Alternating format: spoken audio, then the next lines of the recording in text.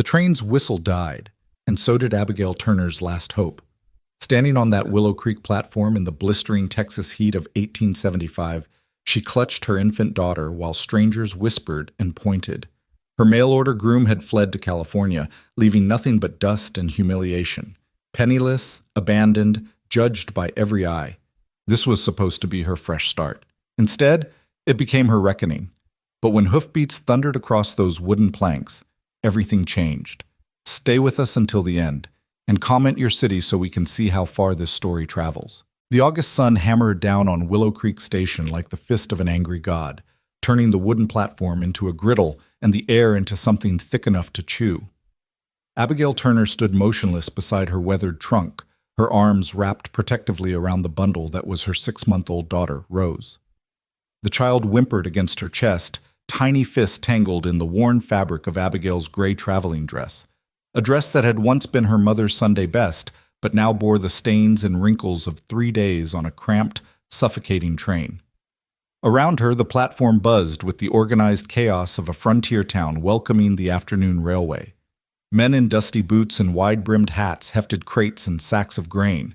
Women in bonnets clustered near the station house, their voices carrying across the planks in sharp, curious tones. Children darted between adults, shrieking with the wild energy of youth. But Abigail heard none of it clearly. The roar in her ears, part exhaustion, part rising panic, drowned out nearly everything except the thunder of her own heartbeat. She'd been standing there for 20 minutes now, scanning every face that passed, searching for the man she'd traveled 800 miles to marry. Thomas Brennan. The name felt strange even in her thoughts, like a word from a language she'd never quite learned to speak. She'd seen his photograph only twice, once when the matchmaker in Philadelphia had presented it with a flourish, and once more on the train when doubt had gnawed at her resolve and she'd pulled the creased image from her handbag to study his features by lamplight. In the photograph, he'd looked respectable enough, clean-shaven, dark-haired, with serious eyes and the hint of a smile that suggested kindness. The letters he'd sent had been brief but reassuring, promising a modest home, honest work, and a fresh start in Texas where the past didn't matter, and a woman could build a new life. Abigail had clung to those promises like a drowning woman clings to driftwood. Now, as the crowd thinned and the platform emptied, those promises felt as insubstantial as smoke. Rose let out a thin, high cry, arching her back against Abigail's chest. The baby's face had gone red and blotchy from the heat, and Abigail could feel the dampness of sweat soaking through both their clothes. She bounced gently, instinctively, her body moving through the motions of comfort even as her mind raced through darker calculations. How much money did she have left? $12.30. Enough for perhaps 3 nights at a boarding house if she could find one that would take a woman traveling alone with a baby. Enough for meals if she ate sparingly and nursed Rose. Not nearly enough for a return ticket to Philadelphia, not that Philadelphia held anything for her anymore. "Ma'am?" Abigail's head snapped up. A portly man in a vest and bowler hat stood before her, his round face sheened with perspiration. He held a clipboard in one hand and a pencil in the other, and his expression carried the weary patience of a man who'd answered the same question 100 times that day. "Yes?" Abigail's voice came out hoarse, barely more than a whisper. She cleared her throat and tried again. "Yes, I'm looking for Thomas Brennan. He was supposed to meet me here. He was expecting me on today's train." The station master's face shifted, and Abigail's stomach dropped before he even opened his mouth. It was the expression people wore when they had to deliver bad news and wished desperately that someone else would do it for them, a mixture of pity and discomfort that made Abigail want to scream. "Mr. Brennan," the station master said slowly, consulting his clipboard as though the words written there might somehow change if he looked at them long enough. "Yes, ma'am. I do have a note here about Mr. Brennan. Where is he?" The question came out sharper than Abigail intended, edged with the desperation she'd been trying so hard to conceal. "He left town yesterday morning, ma'am. Caught the westbound to California." The station master looked up from his clipboard, his eyes full of an apology that did nothing to soften the blow. "Left this for you." He held out an envelope, cheap paper, already yellowing at the edges, with her name scrawled across the front in handwriting that matched the letters she'd received. Abigail stared at it for a long moment, unable to make her hand reach out and take it. Rose squirmed against her, fussing, and the baby's cry seemed to echo in the sudden silence that had fallen around them. She was aware distantly that people were watching. A woman in a blue calico dress had paused near the station house door, one hand on the frame, her face turned toward them with undisguised interest. Two men loading freight onto a wagon had stopped their work, leaning against the wagon bed as they observed the scene. Even the children had gone quiet, sensing drama in the air the way young things always do. "Thank you," Abigail heard herself say, though the words felt disconnected from her body. She took the envelope with her free hand, her fingers numb. The station master tipped his hat and retreated quickly, clearly relieved to have discharged his duty. Abigail stood there, the envelope in her hand, Rose crying against her chest, and felt the full weight of her situation crash down upon her like a collapsing roof. She'd left Philadelphia in disgrace, fleeing whispers and pointing fingers and doors that closed in her face.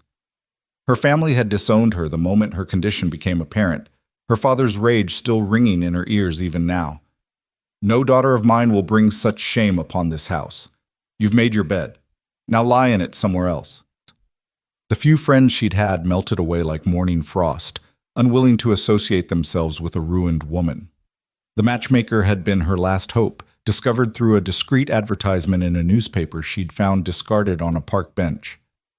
Women of good character seeking respectable marriage in the Western Territories, the advertisement had read. Past difficulties no impediment to future happiness. She'd scraped together every penny she had, sold the few pieces of jewelry her mother had left her, and paid the matchmaker's fee. Thomas Brennan's proposal had arrived within a month, a formal, somewhat stiff letter that nevertheless represented salvation. A new name, a new town, a new life where no one knew her story, and Rose could grow up without the stain of illegitimacy following her like a shadow. And now that salvation had evaporated like water on sun-baked stone.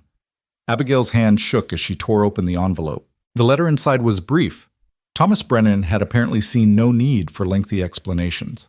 She read it once, then again, the words swimming before her eyes as tears she'd been holding back for 3 days finally began to fall. "Miss Turner, I regret to inform you that circumstances have changed since we last corresponded. An opportunity has arisen in California that I cannot pass up. Gold prospects in the Northern Territories that promise returns far exceeding what I could hope to achieve in Texas. I have joined a mining expedition and departed Willow Creek yesterday morning. I understand this leaves you in a difficult position. Enclosed you will find $20 for your return journey to Philadelphia. I apologize for any inconvenience my change of plans may have caused you. I wish you well in your future endeavors. T. Brennan." $20? Abigail almost laughed, but the sound that came out was closer to a sob.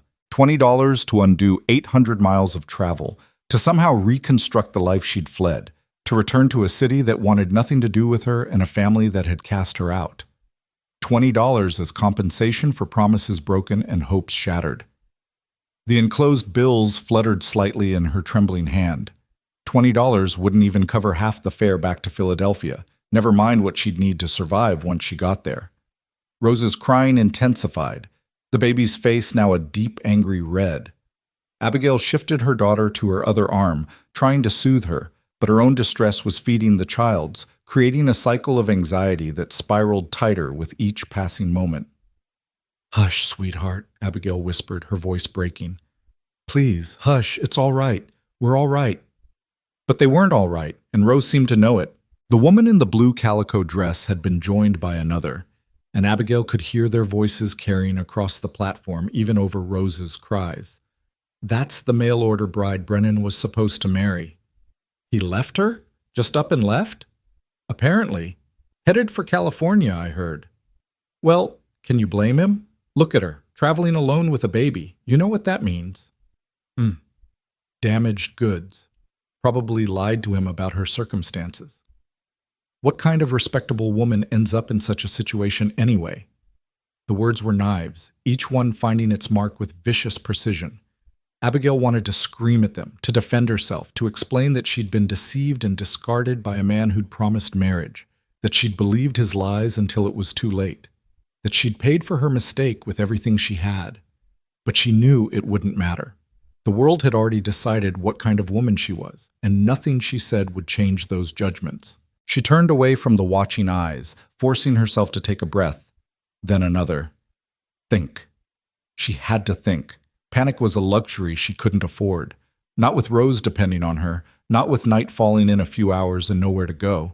The trunk at her feet held everything she owned.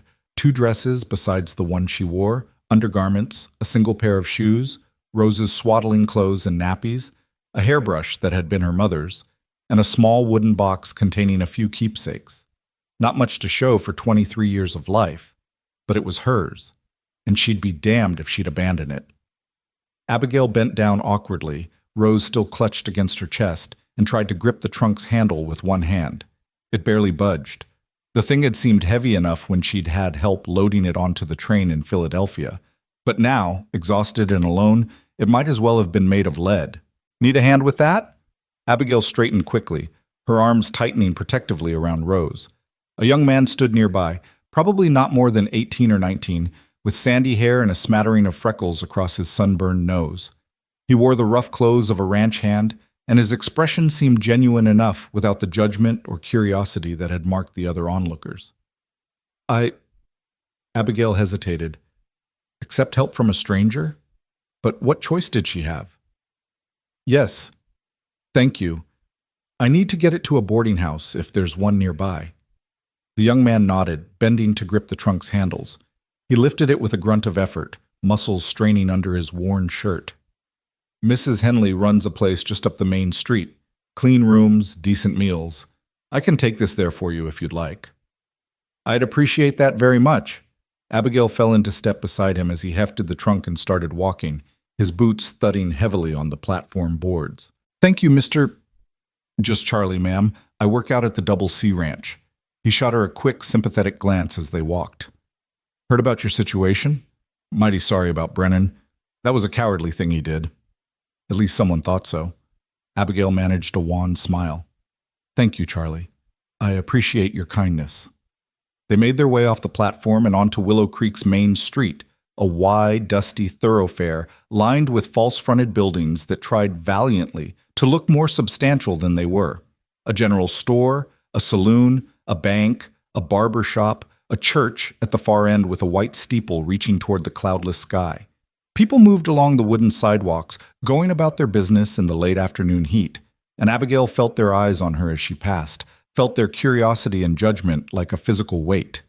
Rose had quieted somewhat, exhausted by her own crying, and now lay heavy and damp against Abigail's shoulder.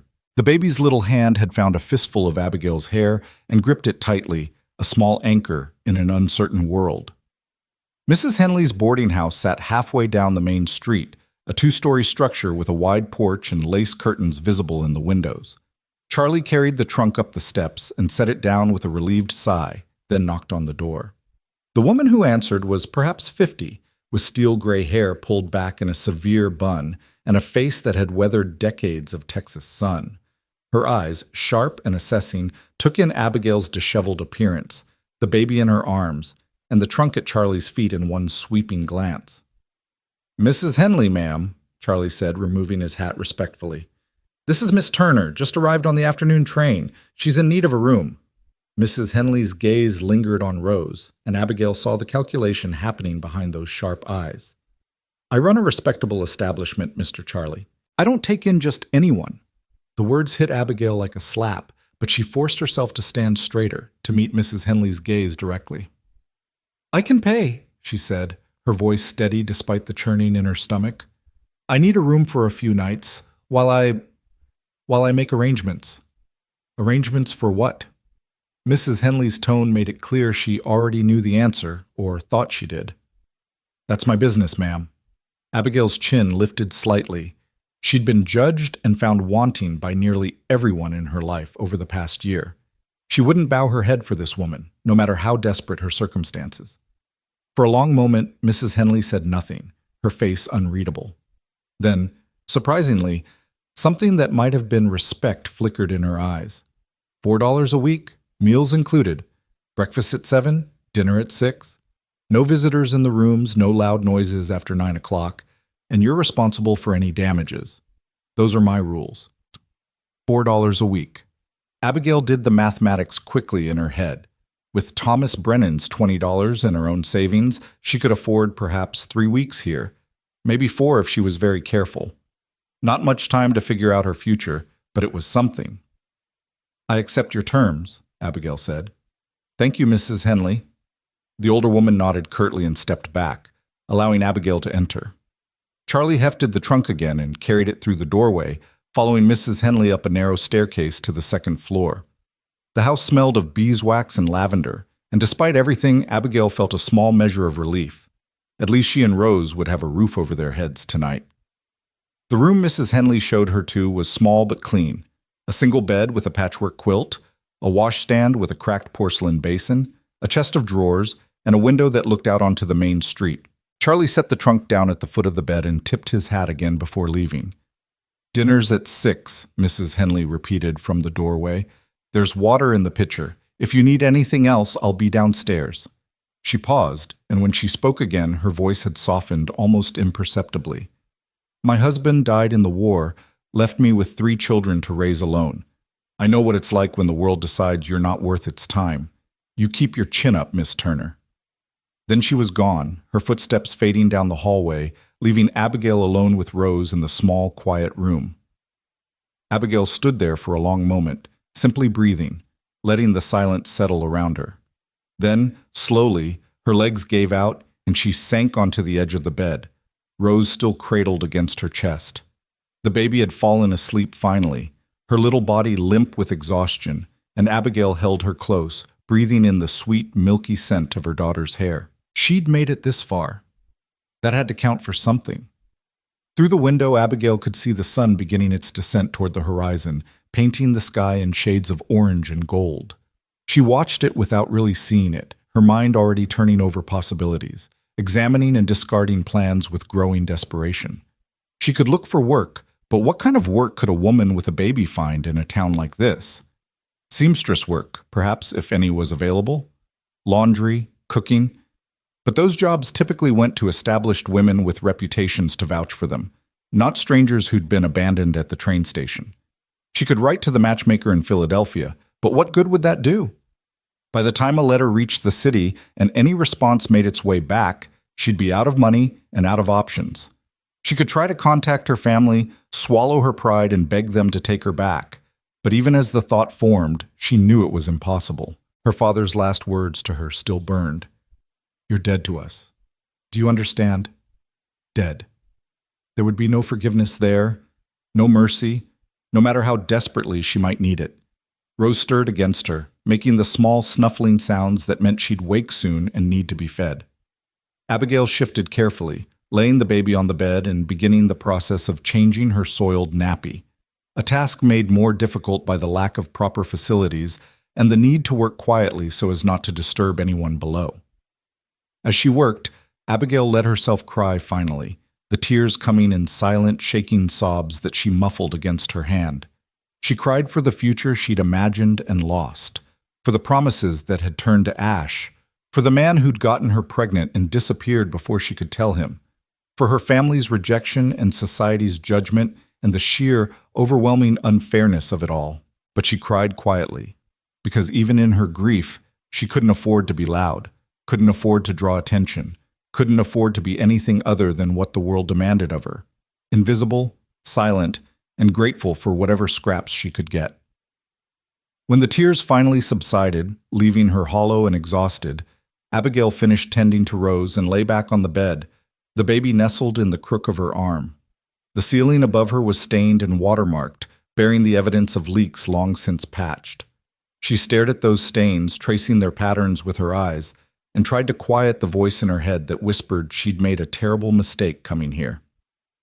Footsteps sounded in the hallway outside her room, heavy, male footsteps that paused briefly outside her door before continuing on. Abigail tensed, listening, but whoever it was moved past without incident. Still, the encounter left her nerves jangling. She was acutely aware of how vulnerable she was here, alone in a strange town where no one knew her and no one cared what happened to her. The sun sank lower, and the room gradually filled with shadows. Abigail knew she should get up, should wash her face and make herself presentable for dinner, but she couldn't seem to make her body move. The bed felt like a sanctuary, the only safe place in a world that had become hostile and threatening. Rose woke and fussed, and Abigail forced herself to sit up and nurse the baby, her body moving through the familiar motions while her mind drifted. She thought about her mother, dead these 5 years now, and wondered what advice she might have given if she'd lived to see her daughter's disgrace.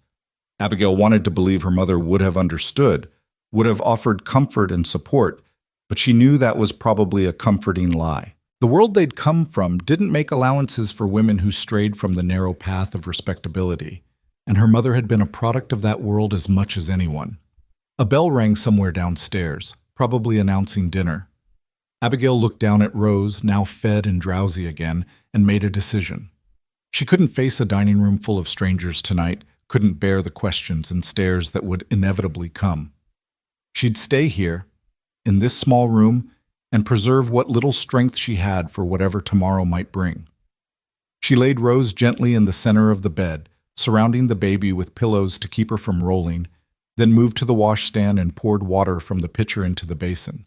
The water was tepid and slightly stale, but it felt like heaven as she splashed it over her face and neck, washing away the grime and sweat of travel. She unpinned her hair and let it fall around her shoulders, running her fingers through the tangles, too tired to search through her trunk for her mother's hairbrush. In the small, cloudy mirror above the washstand, Abigail caught a glimpse of her reflection and barely recognized the woman staring back at her. When had she gotten so thin? When had those dark circles appeared under her eyes? When had that haunted, desperate look settled into her features? A knock at the door made her jump, her heart leaping into her throat. "Miss Turner?" Mrs. Henley's voice came through the wood, brisk but not unkind. "You're missing dinner. Are you unwell?" Abigail opened the door a crack, keeping her body between the landlady and the view of Rose on the bed. "I'm very tired from the journey, Mrs. Henley. I thought I'd just rest tonight, if that's all right."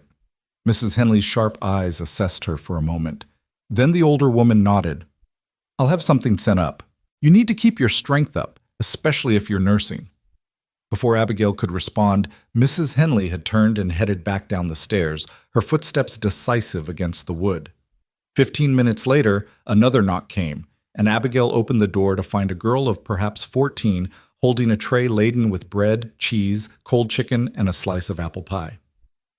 "Mrs. Henley said to bring this up," the girl said, her eyes wide with curiosity as she tried to peer past Abigail into the room. "She said you're to eat it all and leave the tray outside your door when you're done." "Thank you." Abigail took the tray quickly and closed the door before the girl could ask any questions. The food was simple but well prepared, and as Abigail ate, she realized she hadn't had a proper meal since Philadelphia. She'd been too anxious on the train to do more than pick at the sandwiches she'd brought with her, and her stomach had been in knots since arriving in Willow Creek. Now hunger overcame reticence, and she devoured the meal with an appetite that surprised her. By the time she'd finished, full darkness had fallen outside her window. Willow Creek's main street had come alive with lamplight and activity. Saloon music drifted on the night air, punctuated by male voices and occasional laughter. Somewhere in the distance, a dog barked. Closer, she could hear the murmur of voices from other rooms in the boarding house, the ordinary sounds of ordinary people living ordinary lives. Abigail turned away from the window and prepared for bed, stripping down to her chemise and drawers before climbing under the thin coverlet beside Rose. The baby slept peacefully, one tiny fist curled against her cheek, and Abigail marveled at how anyone so small could hold so much of her heart. "I'll figure this out," she whispered to her sleeping daughter. "I don't know how, but I will. I promise you, Rose. I'll keep you safe." The words felt like a prayer cast into the darkness, and Abigail could only hope someone was listening. Sleep came eventually, fitful and filled with anxious dreams of trains that went nowhere, of letters that turned to ash in her hands, of doors slamming in her face over and over until she woke in the pre-dawn darkness, gasping and disoriented. Rose was crying, a thin, hungry wail that cut through the silence. Abigail rolled over and gathered the baby to her, nursing her in the darkness while her own heart gradually slowed to its normal rhythm. Outside, Willow Creek still slept, the street silent and empty, the eastern horizon just beginning to lighten with the promise of a new day. A new day that would bring new challenges, new judgments, new obstacles to overcome. But as Abigail sat there in the darkness, her daughter at her breast, and the world slowly waking around her, she felt something hard and determined settling into place inside her chest. She'd come too far to give up now. She'd survived her family's rejection, survived the journey west, survived being abandoned at a train station in a strange town. She would survive this too somehow. She had to, for Rose's sake, if not her own. The morning sun rose over Willow Creek, indifferent and relentless, marking the beginning of Abigail Turner's first full day in a town that didn't want her.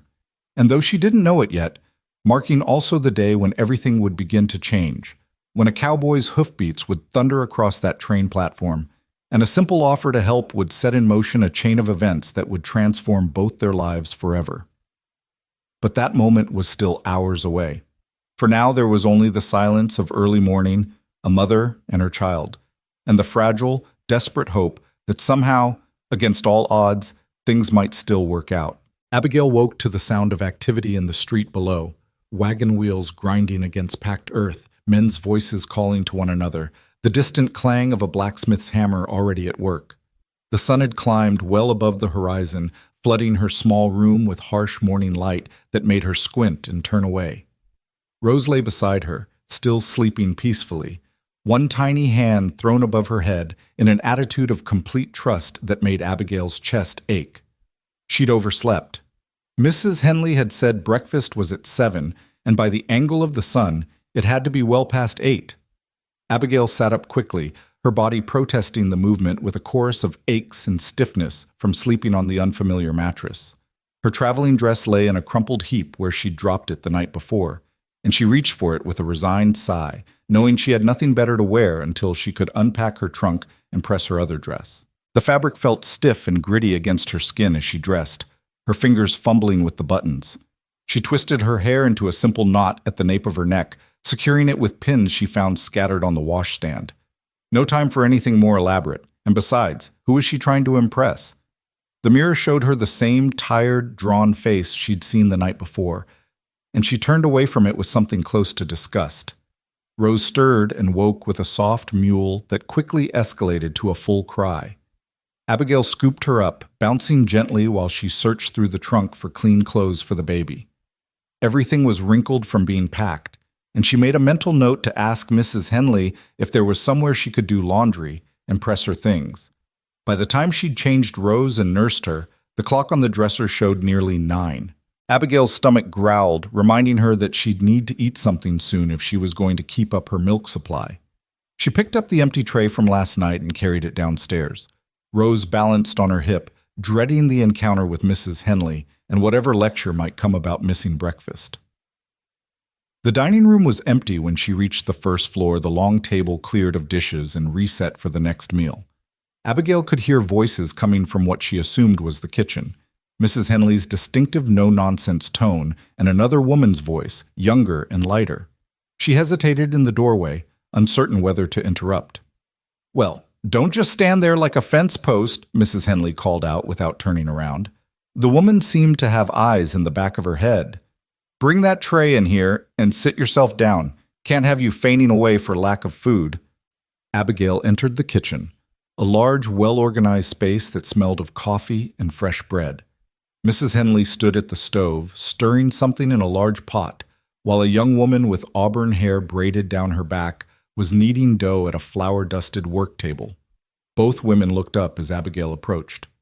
"This is my niece, Caroline," Mrs. Henley said, nodding toward the younger woman. "Caroline, this is Miss Turner, the woman I told you about. She'll be staying with us for a bit." Caroline wiped her floury hands on her apron and smiled at Abigail, a warm, genuine smile that caught Abigail off guard. "Pleased to meet you, Miss Turner. And who's this little angel?" "My daughter Rose."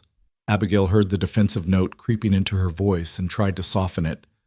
"She's 6 months old." If Caroline noticed anything unusual about a single woman traveling alone with a baby, her expression didn't show it. She came closer, peering at Rose with unfeigned delight. "She's beautiful. Look at those eyes." "May I?" Abigail found herself handing Rose over before she'd consciously decided to do so, and Caroline took the baby with the easy confidence of someone accustomed to children. Rose, who had been fussing slightly, quieted immediately and stared up at Caroline with fascination. "Natural way with babies, that girl," Mrs. Henley observed, ladling soup into a bowl. "Had plenty of practice with her younger siblings. Sit down, Miss Turner. You look about ready to fall over." Abigail sank into a chair at the kitchen table, grateful beyond words for the simple kindness of being told what to do. Mrs. Henley set the bowl of soup in front of her, thick vegetable soup with chunks of beef, along with a plate of bread still warm from the oven and a cup of strong black coffee. "Eat," Mrs. Henley commanded, returning to her stirring. "All of it. You're thin as a rail, and that baby needs you healthy." Abigail picked up her spoon, her hands trembling slightly. The first taste of soup was heaven, rich and savory, the vegetables tender, the beef falling apart at the touch of her spoon. She hadn't realized how hungry she was until food was in front of her, and she had to force herself to eat slowly, to not shovel it down like a starving animal. Caroline sat across from her, Rose content in her arms, and chatted easily about nothing in particular. The weather, the upcoming harvest festival, the new minister who'd arrived last month and was causing quite a stir among the unmarried ladies of the town. It was the kind of light, inconsequential conversation that Abigail hadn't experienced in months, and she found herself relaxing slightly, the knot of tension in her shoulders easing just a fraction. "So what are your plans, Miss Turner?" Mrs. Henley asked eventually, her tone matter-of-fact rather than prying. "You'll be looking for work, I imagine." Abigail set down her spoon, the food suddenly heavy in her stomach. "Yes, I'll need to find something. I was hoping there might be seamstress work, or perhaps I could take in laundry." "Can you cook?" Mrs. Henley interrupted. Yes, reasonably well. My mother taught me." "So?" "Yes." "Clean, keep accounts, manage a household?" Abigail nodded to each question, uncertain where this was leading. Mrs. Henley studied her with those sharp eyes, and Abigail had the uncomfortable feeling of being assessed and measured like a bolt of cloth. "There might be something," Mrs. Henley said slowly. "Not in town, mind you. Out at one of the ranches. They're always looking for help, especially coming up on roundup season. Some of them keep house staff year-round." Hope fluttered in Abigail's chest, fragile and afraid to take flight. "Do you think someone might hire me, even with Rose?" Mrs. Henley's expression softened almost imperceptibly. "Can't say for certain. But I know some of the ranch owners. Good men, mostly, who judge folks by their work rather than their circumstances. I could put out some feelers, see what turns up." "I'd be very grateful for anything you could do." Abigail's voice came out thick with emotion. "I'm a hard worker, Mrs. Henley. I don't complain, and I don't shirk my duties. If someone would just give me a chance—" "I believe you," Mrs. Henley said, cutting off what was threatening to become a desperate plea. "Now finish your soup before it gets cold." Abigail ate the rest of her meal in silence, but it was a comfortable silence now, broken only by Caroline's soft cooing to Rose and the everyday sounds of a kitchen in full operation. When she'd finished, Mrs. Henley waved away her offer to help with the dishes and sent her back upstairs to rest. "You look done in," the older woman said bluntly. "Get some sleep while the baby's quiet. I'll send Caroline up if I hear anything about work." Abigail climbed the stairs with Rose in her arms, feeling something unfamiliar stirring in her chest. It took her a moment to identify the feeling as hope, actual, genuine hope that maybe things might work out after all. Mrs. Henley hadn't judged her. Caroline had been kind. Perhaps Willow Creek wouldn't be the hostile place she'd feared. The hope lasted exactly 2 hours. Abigail had laid Rose down for a nap and was attempting to press her spare dress using the iron Mrs. Henley had provided when she heard raised voices from the street below. Curious, she moved to the window and looked down to see a small crowd gathering near the train station. Perhaps a dozen people, men and women both, their attention focused on something she couldn't quite see. Then the crowd shifted and Abigail's blood ran cold. A man stood in the center of the group, gesticulating wildly as he spoke. Even from this distance, Abigail could make out his red face and agitated movements. He was holding something up, a piece of paper that he waved in the air like a flag.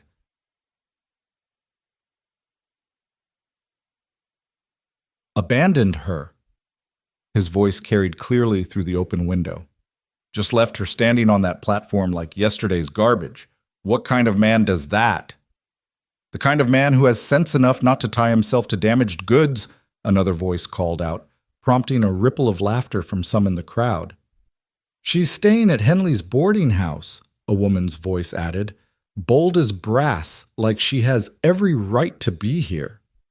With a bastard child, no less, someone else chimed in. Probably hoped to trap some poor fool into taking her in her mistake. Abigail stepped back from the window as though she'd been slapped, her heart hammering against her ribs. They were talking about her, about Rose. The realization hit her with the force of a physical blow. She'd been in town less than 24 hours, and already she was the subject of gossip and speculation.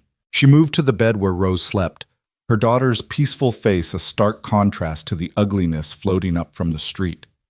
How dare they? How dare they stand there and judge her, people who knew nothing about her circumstances, nothing about the choices she'd had to make or the betrayals she'd endured. But even as anger flared hot in her chest, Abigail knew it was futile. The world didn't care about explanations or context. It saw a single woman with a baby, and that was all the information it needed to render its verdict. A soft knock at her door made her jump. "Miss Turner?" Caroline's voice came through the wood. "Are you all right?" Abigail opened the door to find the younger woman standing in the hallway, her face troubled. "I heard them," Caroline said quietly. "The people outside, I'm so sorry." "It's not your fault." Abigail tried to keep her voice steady, but it wavered despite her best efforts. Caroline hesitated, then stepped into the room, closing the door behind her. "My aunt wants you to know that you're welcome to stay here as long as you need, regardless of what anyone says. She doesn't hold with gossip and cruelty." "Please thank her for me," Abigail managed. "But I can't stay long. I can't afford it. And besides," she gestured helplessly toward the window, toward the voices still audible from the street. "Besides, you don't want to bring trouble to people who've been kind to you," Caroline finished softly. "I understand. But Miss Turner, Abigail, if I may, you haven't done anything wrong. You shouldn't have to hide or run away because other people are small-minded and cruel." Abigail almost laughed, but it came out as something closer to a sob. "That's a lovely sentiment, Caroline, but it doesn't change reality. I need work, I need money, and I need people to be willing to hire me. None of that happens if I'm the town scandal." Caroline was quiet for a moment, clearly struggling with something. Then she said, "There might be a way. My aunt knows Jonah Carver. He owns the Double C Ranch, about 5 miles outside of town. He lost his housekeeper last month, and I know he's been looking for help.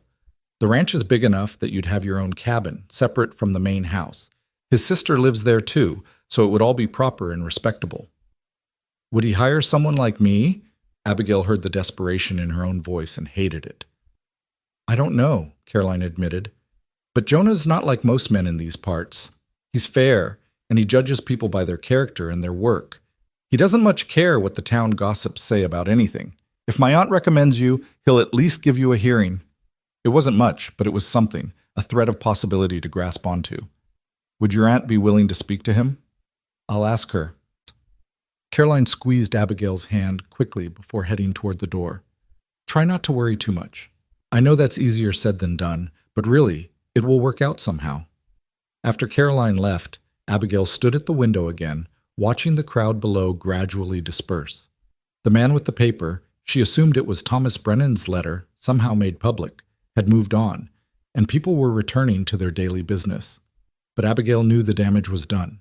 By nightfall, everyone in Willow Creek would know her story, or at least the version of it that the gossips chose to tell.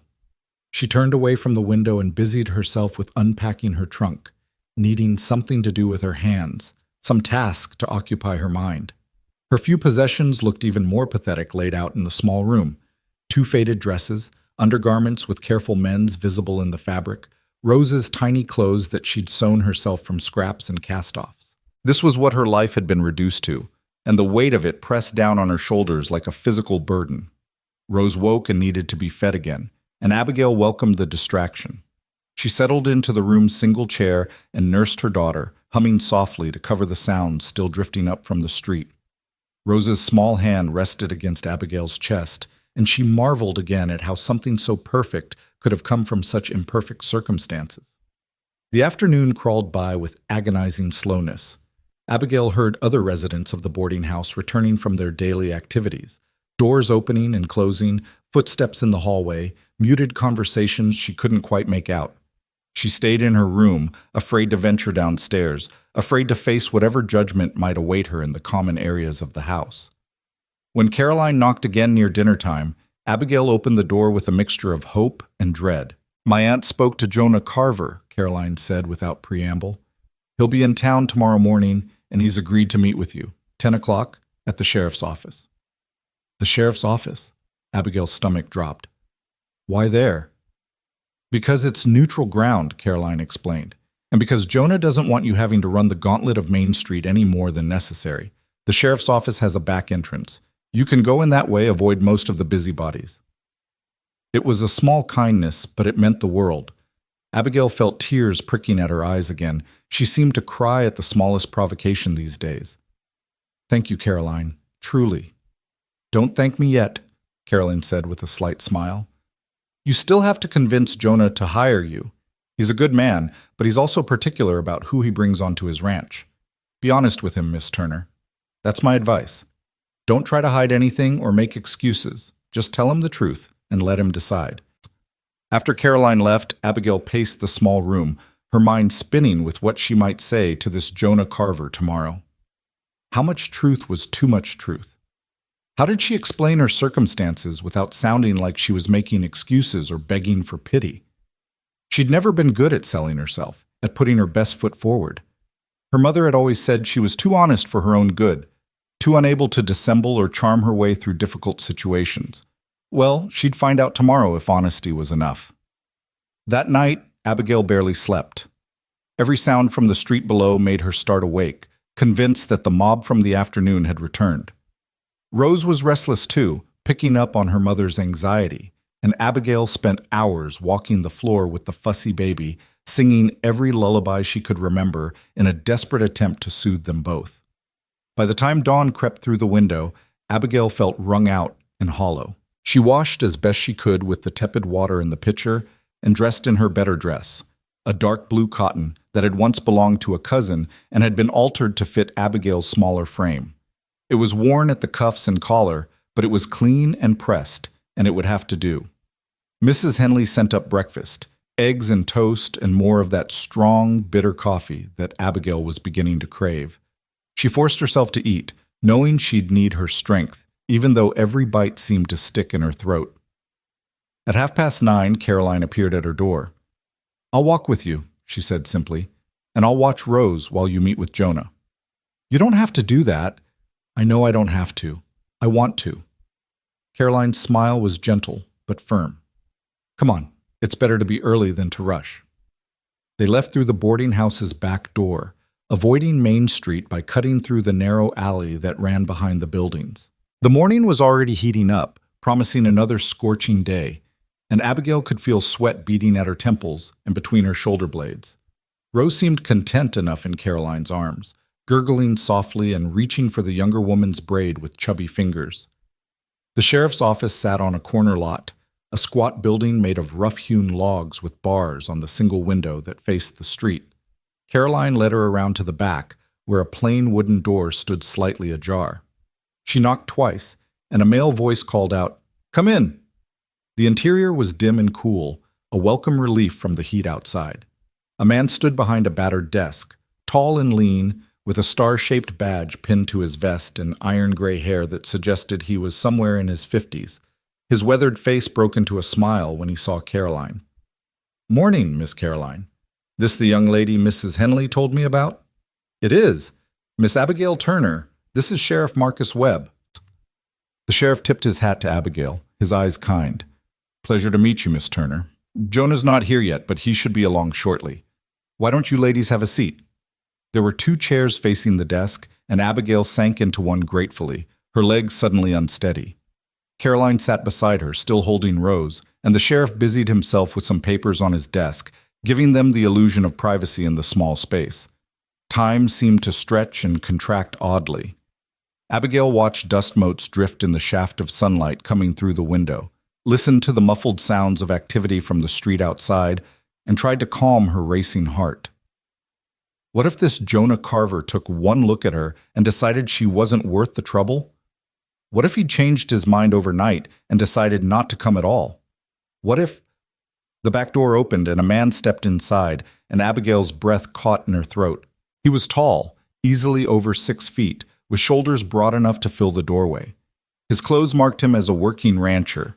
Worn denim pants, scuffed boots, a shirt that had been blue once but had faded to something closer to gray from repeated washings. A hat hung from his hand, revealing dark hair shot through with just a touch of silver at the temples. But it was his face that held her attention. Weathered and tanned from years in the sun, with a strong jaw and eyes the color of storm clouds that seemed to take in everything at once. "Morning, Sheriff, Miss Caroline?" His voice was low and rough, like gravel rolling in a stream. Then those gray eyes settled on Abigail, and she felt pinned by the weight of his gaze. "Miss Turner." "Mr. Carver." Abigail stood on shaking legs, grateful that her voice came out steady. "Thank you for agreeing to meet with me." Jonah Carver nodded once, then turned to Caroline. "That the baby?" "This is Rose." Caroline shifted the infant in her arms so Jonah could see her better. For a long moment, Jonah studied Rose with an expression Abigail couldn't quite read. Then he looked back at Abigail, his face neutral. "Mrs. Henley says you're looking for work, housekeeping, cooking, that sort of thing." "Yes, sir. I'm a hard worker, and I'm willing to do whatever's needed. I can cook, clean, sew, mend, keep accounts." "And the baby?" Jonah interrupted, not unkindly. "How do you plan to manage work and caring for her?" It was the question Abigail had been dreading, but Caroline had told her to be honest, and honest she would be. "I'll work twice as hard to make up for any time I need with her. I can keep her with me while I work. She's a quiet baby, and she won't be any trouble. And I promise you, Mr. Carver, my situation won't affect the quality of my work. I need this job, and I'll do everything in my power to prove I'm worth hiring." "That's not what I asked." Jonah's tone was mild, but there was steel underneath it. "I asked how you plan to manage, not promises about working hard. Actual, practical details." Abigail swallowed hard, feeling heat rise in her cheeks. "I can wear her in a sling while I work. I've done it before. She sleeps well, and when she's awake, I can keep her in a basket or a pen where I can see her. I'm still nursing, so I won't need to prepare bottles or special food. That simplifies things considerably. And as she gets older and more mobile, I'll figure something out." "You'll figure something out," Jonah repeated the words without inflection. "Yes." Abigail lifted her chin, meeting his gaze directly, even though everything in her wanted to look away. "Because I don't have a choice, Mr. Carver. I'll make it work because I have to make it work. I don't have family to fall back on, I don't have money, and I don't have anywhere else to go. So yes, I'll figure it out, whatever it takes." The silence that followed felt like it lasted forever. Sheriff Webb had stopped pretending to work on his papers and was watching the exchange with open interest. Caroline shifted Rose from one arm to the other, the baby starting to fuss slightly. And Jonah Carver just stood there, his expression unreadable, those storm-gray eyes boring into Abigail like he could see straight through to her soul. Finally, he spoke. "Mrs. Henley tells me you were supposed to marry Thomas Brennan." "Yes, sir." "And he left you at the station." "Yes, sir." Abigail's voice was barely more than a whisper now. "Why?" The single word hit her like a punch to the gut. "I don't know, sir. His letter said he'd gotten a better opportunity in California. Gold prospects that he couldn't pass up." "That's what the letter said," Jonah agreed. "But that's not what I asked. Why did he really leave you?" Abigail felt tears threatening and blinked them back furiously. She would not cry. Not here, not now, not in front of this man who held her future in his calloused hands. I think he got cold feet when he realized I had a baby. The matchmaker told him I had a child, but maybe seeing us in person was different than knowing about us in a letter. Or maybe he just decided California was more appealing than marriage to a woman with a past. I don't know, Mr. Carver. I wish I did. Tell me about that past. Jonah's voice had softened slightly, but the command in it was unmistakable. Abigail's hands clenched into fists at her sides. This was it, the moment of truth that Caroline had warned her about. "Be honest," she'd said. "Let him decide." "I was engaged back in Philadelphia," she began, the words coming slowly, painfully, "to a man I thought loved me. He was from a good family, better than mine, and everyone said I was lucky to have caught his attention. We were planning to marry in the spring, but then—" She paused, gathering her courage. "Then I found out I was expecting. When I told him, he denied the child was his, said I'd been with other men, that I was trying to trap him. His family had lawyers, Mr. Carver, good lawyers. They made sure everyone knew what kind of woman I was, or what kind they said I was. My own family disowned me. My father threw me out of the house. I lost everything." "And the baby's father?" Jonah asked quietly. "Married someone else 3 months after Rose was born. Someone suitable." The bitterness in Abigail's voice was unmistakable. "I heard about it from a former friend who took great pleasure in telling me all the details. The wedding was apparently quite grand." Jonah was quiet for a long moment, his expression thoughtful. Then he said, "My mother died when I was 14. Left my father alone with 4 children to raise, me, my 2 younger brothers, and my baby sister. He could have given up, could have sent us to relatives or orphanages. He didn't. He kept us together, worked himself half to death to provide for us, and taught us that family means you don't give up on the people you love, even when it's hard, especially when it's hard." Abigail wasn't sure where this was going, but she listened, sensing that something important was being said. "I learned from watching him," Jonah continued, "that a person's worth isn't measured by their circumstances. It's measured by how they handle those circumstances. Do they give up, or do they keep fighting? Do they make excuses, or do they take responsibility?" His eyes met hers again. "You could have left that baby with an orphanage somewhere, could have started fresh without the burden of a child. But you didn't. That tells me something about your character." Hope fluttered weakly in Abigail's chest, afraid to take wing. "Does that mean—" "It means I'm willing to give you a trial period," Jonah said. 1 month. You'll have the cabin that was my housekeeper's. It's small, but it's clean and sound. You'll be responsible for cooking, cleaning the main house, laundry, mending, and any other household tasks my sister and I need done. Wages are $15 a month, plus room and board for you and the baby. At the end of the month, we'll both assess whether the arrangement is working. If it is, we'll make it permanent. If it's not, I'll pay you what you've earned and give you enough extra to get wherever you want to go. Fair? $15 a month. It wasn't much, but it was more than Abigail had dared hope for. Combined with room and board, it meant security, at least for a month. It meant a roof over Rose's head and food in her belly. It meant time to figure out what came next. "More than fair," Abigail managed, her voice thick with emotion. "Thank you, Mr. Carver. I promise you won't regret this." "Don't make promises you can't keep," Jonah said, but there was no harshness in his tone. "Just do the work, and we'll get along fine." He turned to the sheriff. "Marcus, I'll need to pick up some supplies before heading back. Can Miss Turner and the baby wait here while I get my wagon ready?" "Of course," Sheriff Webb said, speaking for the first time since Jonah had arrived. "Take your time." Jonah nodded to Caroline, tipped his hat to Abigail, and was gone, the door closing behind him with a soft click that seemed to echo in the sudden silence. Abigail sank back into her chair, her legs suddenly unable to support her. She'd done it. Against all odds, she'd found work, found a place to go. It was only a trial period, only 1 month, but it was enough. It was hope. Caroline was grinning at her, Rose balanced easily on one hip. "I told you he was fair," she said triumphantly. "You'll do fine out at the Double C. I know you will." "I hope so," Abigail whispered. "God, I hope so." Sheriff Webb stood and moved to a cabinet in the corner, pulling out a tin cup and a bottle of water. He poured water into the cup and handed it to Abigail. "Drink," he said kindly. "You look like you're about to faint." Abigail drank gratefully, the water cool and clean. Her hands were shaking, and she had to use both of them to hold the cup steady. The reality of what had just happened was starting to sink in, and with it came a wave of relief so powerful it was almost painful. "Jonah's a good man," Sheriff Webb said, settling back into his chair.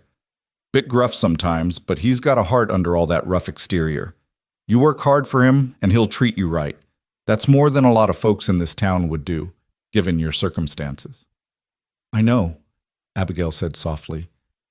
I'm grateful.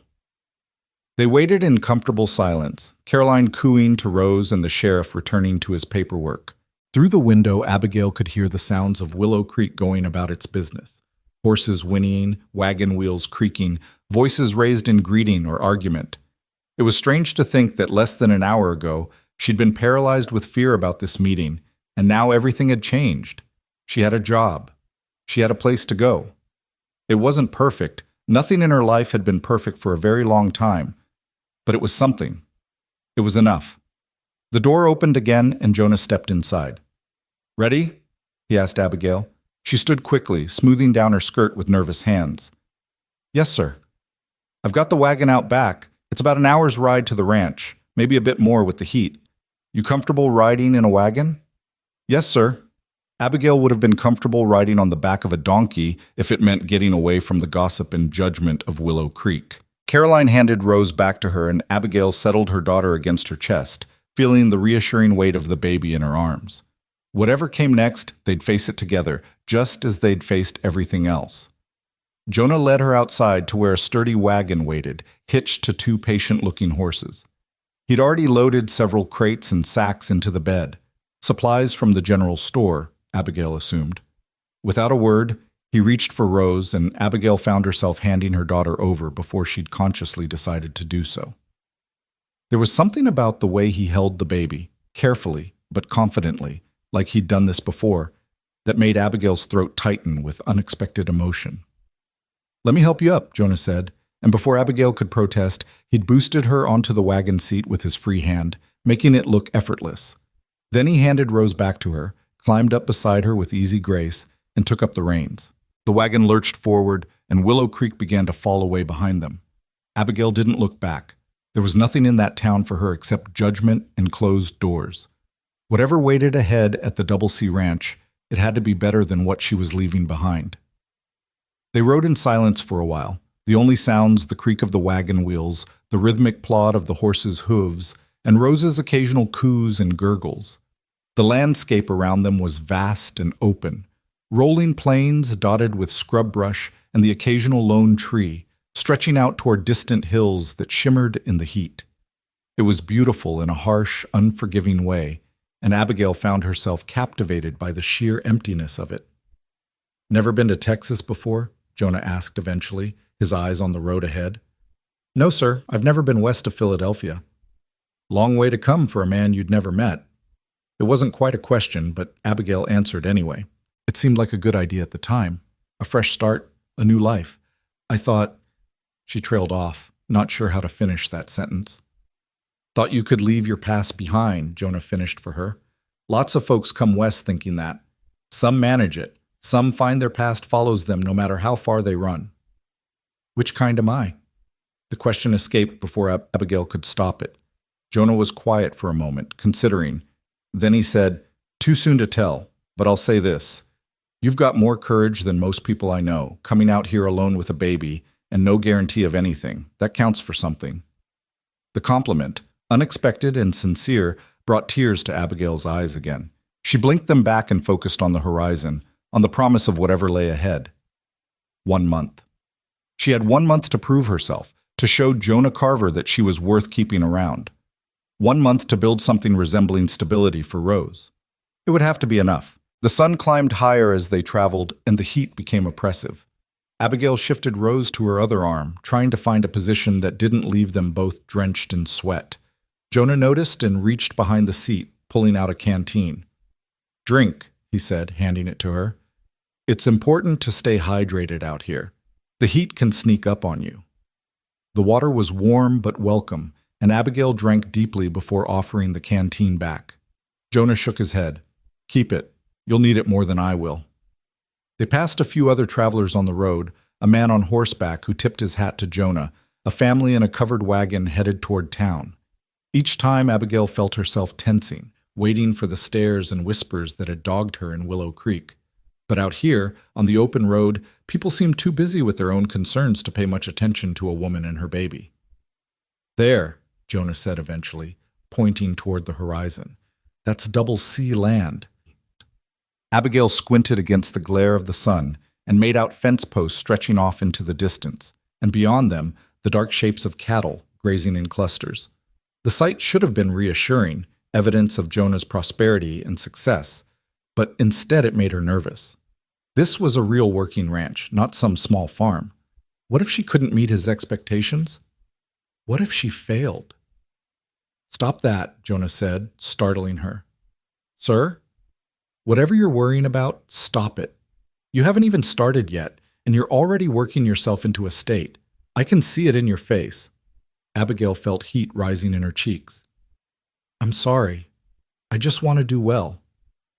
"Then focus on doing well instead of worrying about failing," Jonah said matter-of-factly. "Worry's just wasted energy. Save your strength for the work." It was blunt advice delivered without much sympathy, but Abigail found it oddly comforting. Jonah Carver wasn't going to coddle her or make allowances for her circumstances. He'd treat her like any other worker on his ranch, and somehow that felt more respectful than all the pity and judgment she'd encountered in Willow Creek. The ranch buildings came into view gradually. First the barn, a massive structure of weathered wood with a hayloft visible through the open doors, then the corrals and outbuildings, and finally the main house itself. It was larger than Abigail had expected, a two-story structure with a wide porch and shuttered windows. Not grand by Philadelphia standards, but solid and well-maintained, speaking of prosperity and care. Jonah pulled the wagon to a stop near the barn, and almost immediately people began to emerge from various buildings. A couple of ranch hands paused in their work to watch curiously as Jonah climbed down. Abigail stayed where she was, Rose clutched protectively against her chest, suddenly very aware that she was the center of attention once again. "Let me help you down," Jonah said, reaching up. This time Abigail handed Rose to him first, watching carefully as he cradled her daughter with the same casual competence he'd shown before. Then he offered his hand, and Abigail climbed down from the wagon, her legs stiff from the long ride. A woman appeared on the porch of the main house, tall and slim, with dark hair pulled back in a practical bun, and a face that shared enough features with Jonah's to mark them as siblings. She descended the porch steps quickly, her eyes bright with curiosity. "So this is her," she said, her voice warm and musical. "Welcome to the Double C, Miss Turner. I'm Sarah Carver, Jonah's sister." "Pleased to meet you, ma'am," Abigail managed, bobbing a slight curtsy out of habit. Sarah laughed, a sound like wind chimes. "None of that ma'am business, please. Sarah will do just fine. And who's this little one?" She peered at Rose, who stared back with wide eyes. "Oh, she's beautiful." "May I?" Again, Abigail found herself handing over her daughter, marveling at how easily these strangers seemed to coax Rose from her arms.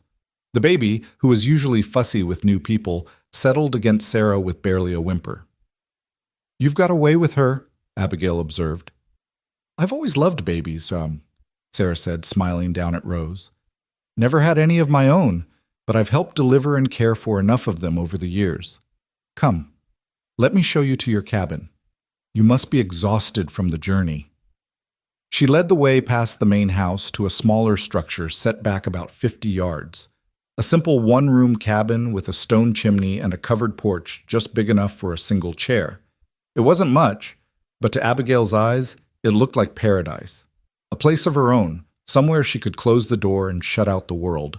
Sarah pushed open the door, and they stepped inside. The cabin was clean and simply furnished. A bed in one corner, a small table with 2 chairs, a washstand, a chest of drawers, and a cradle by the hearth that made Abigail's breath catch. Someone, Sarah, probably, had thought ahead, had prepared for a baby. "I hope it's suitable," Sarah said, a note of anxiety creeping into her voice. "I tried to make it as comfortable as possible, but if you need anything else—" "It's perfect," Abigail interrupted, her voice thick with emotion. "Truly perfect. Thank you so much." Sarah smiled, clearly relieved. "Good. Well, I'll leave you to settle in. Come up to the main house around 5. That's when we usually have supper. Jonah and I eat with the hands, so it's informal, but the food is good and there's plenty of it. Any questions?" "About 1,000, but Abigail shook her head. "No, ma'am. Thank you again." After Sarah left, Abigail stood in the center of the cabin, Rose asleep in her arms, and let the silence wash over her. For the first time in months, maybe longer, she felt safe. The walls around her were solid, The door had a lock, and no one was judging her or whispering about her or deciding she wasn't worth their time.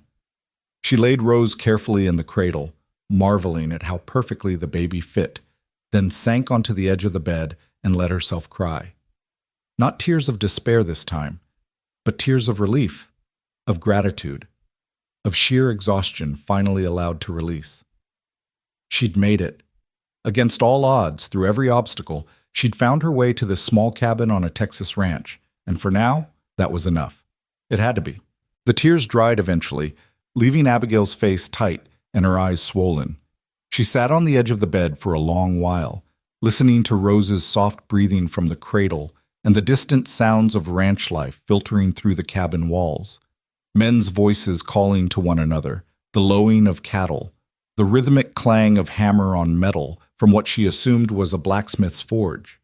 These were the sounds of work, of purpose, of a functioning world that she was now part of, however tenuously.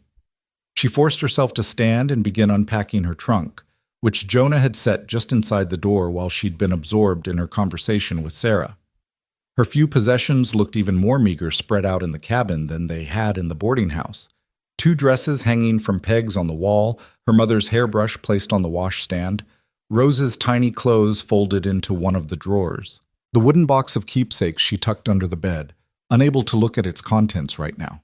Too many memories, too much pain still raw and unhealed.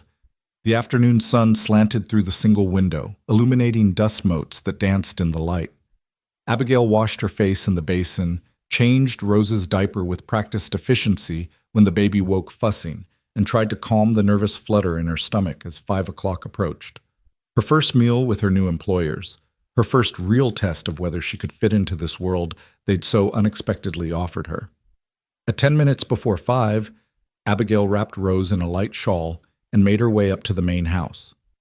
The porch steps creaked under her feet, and she hesitated before knocking, suddenly uncertain of the protocol.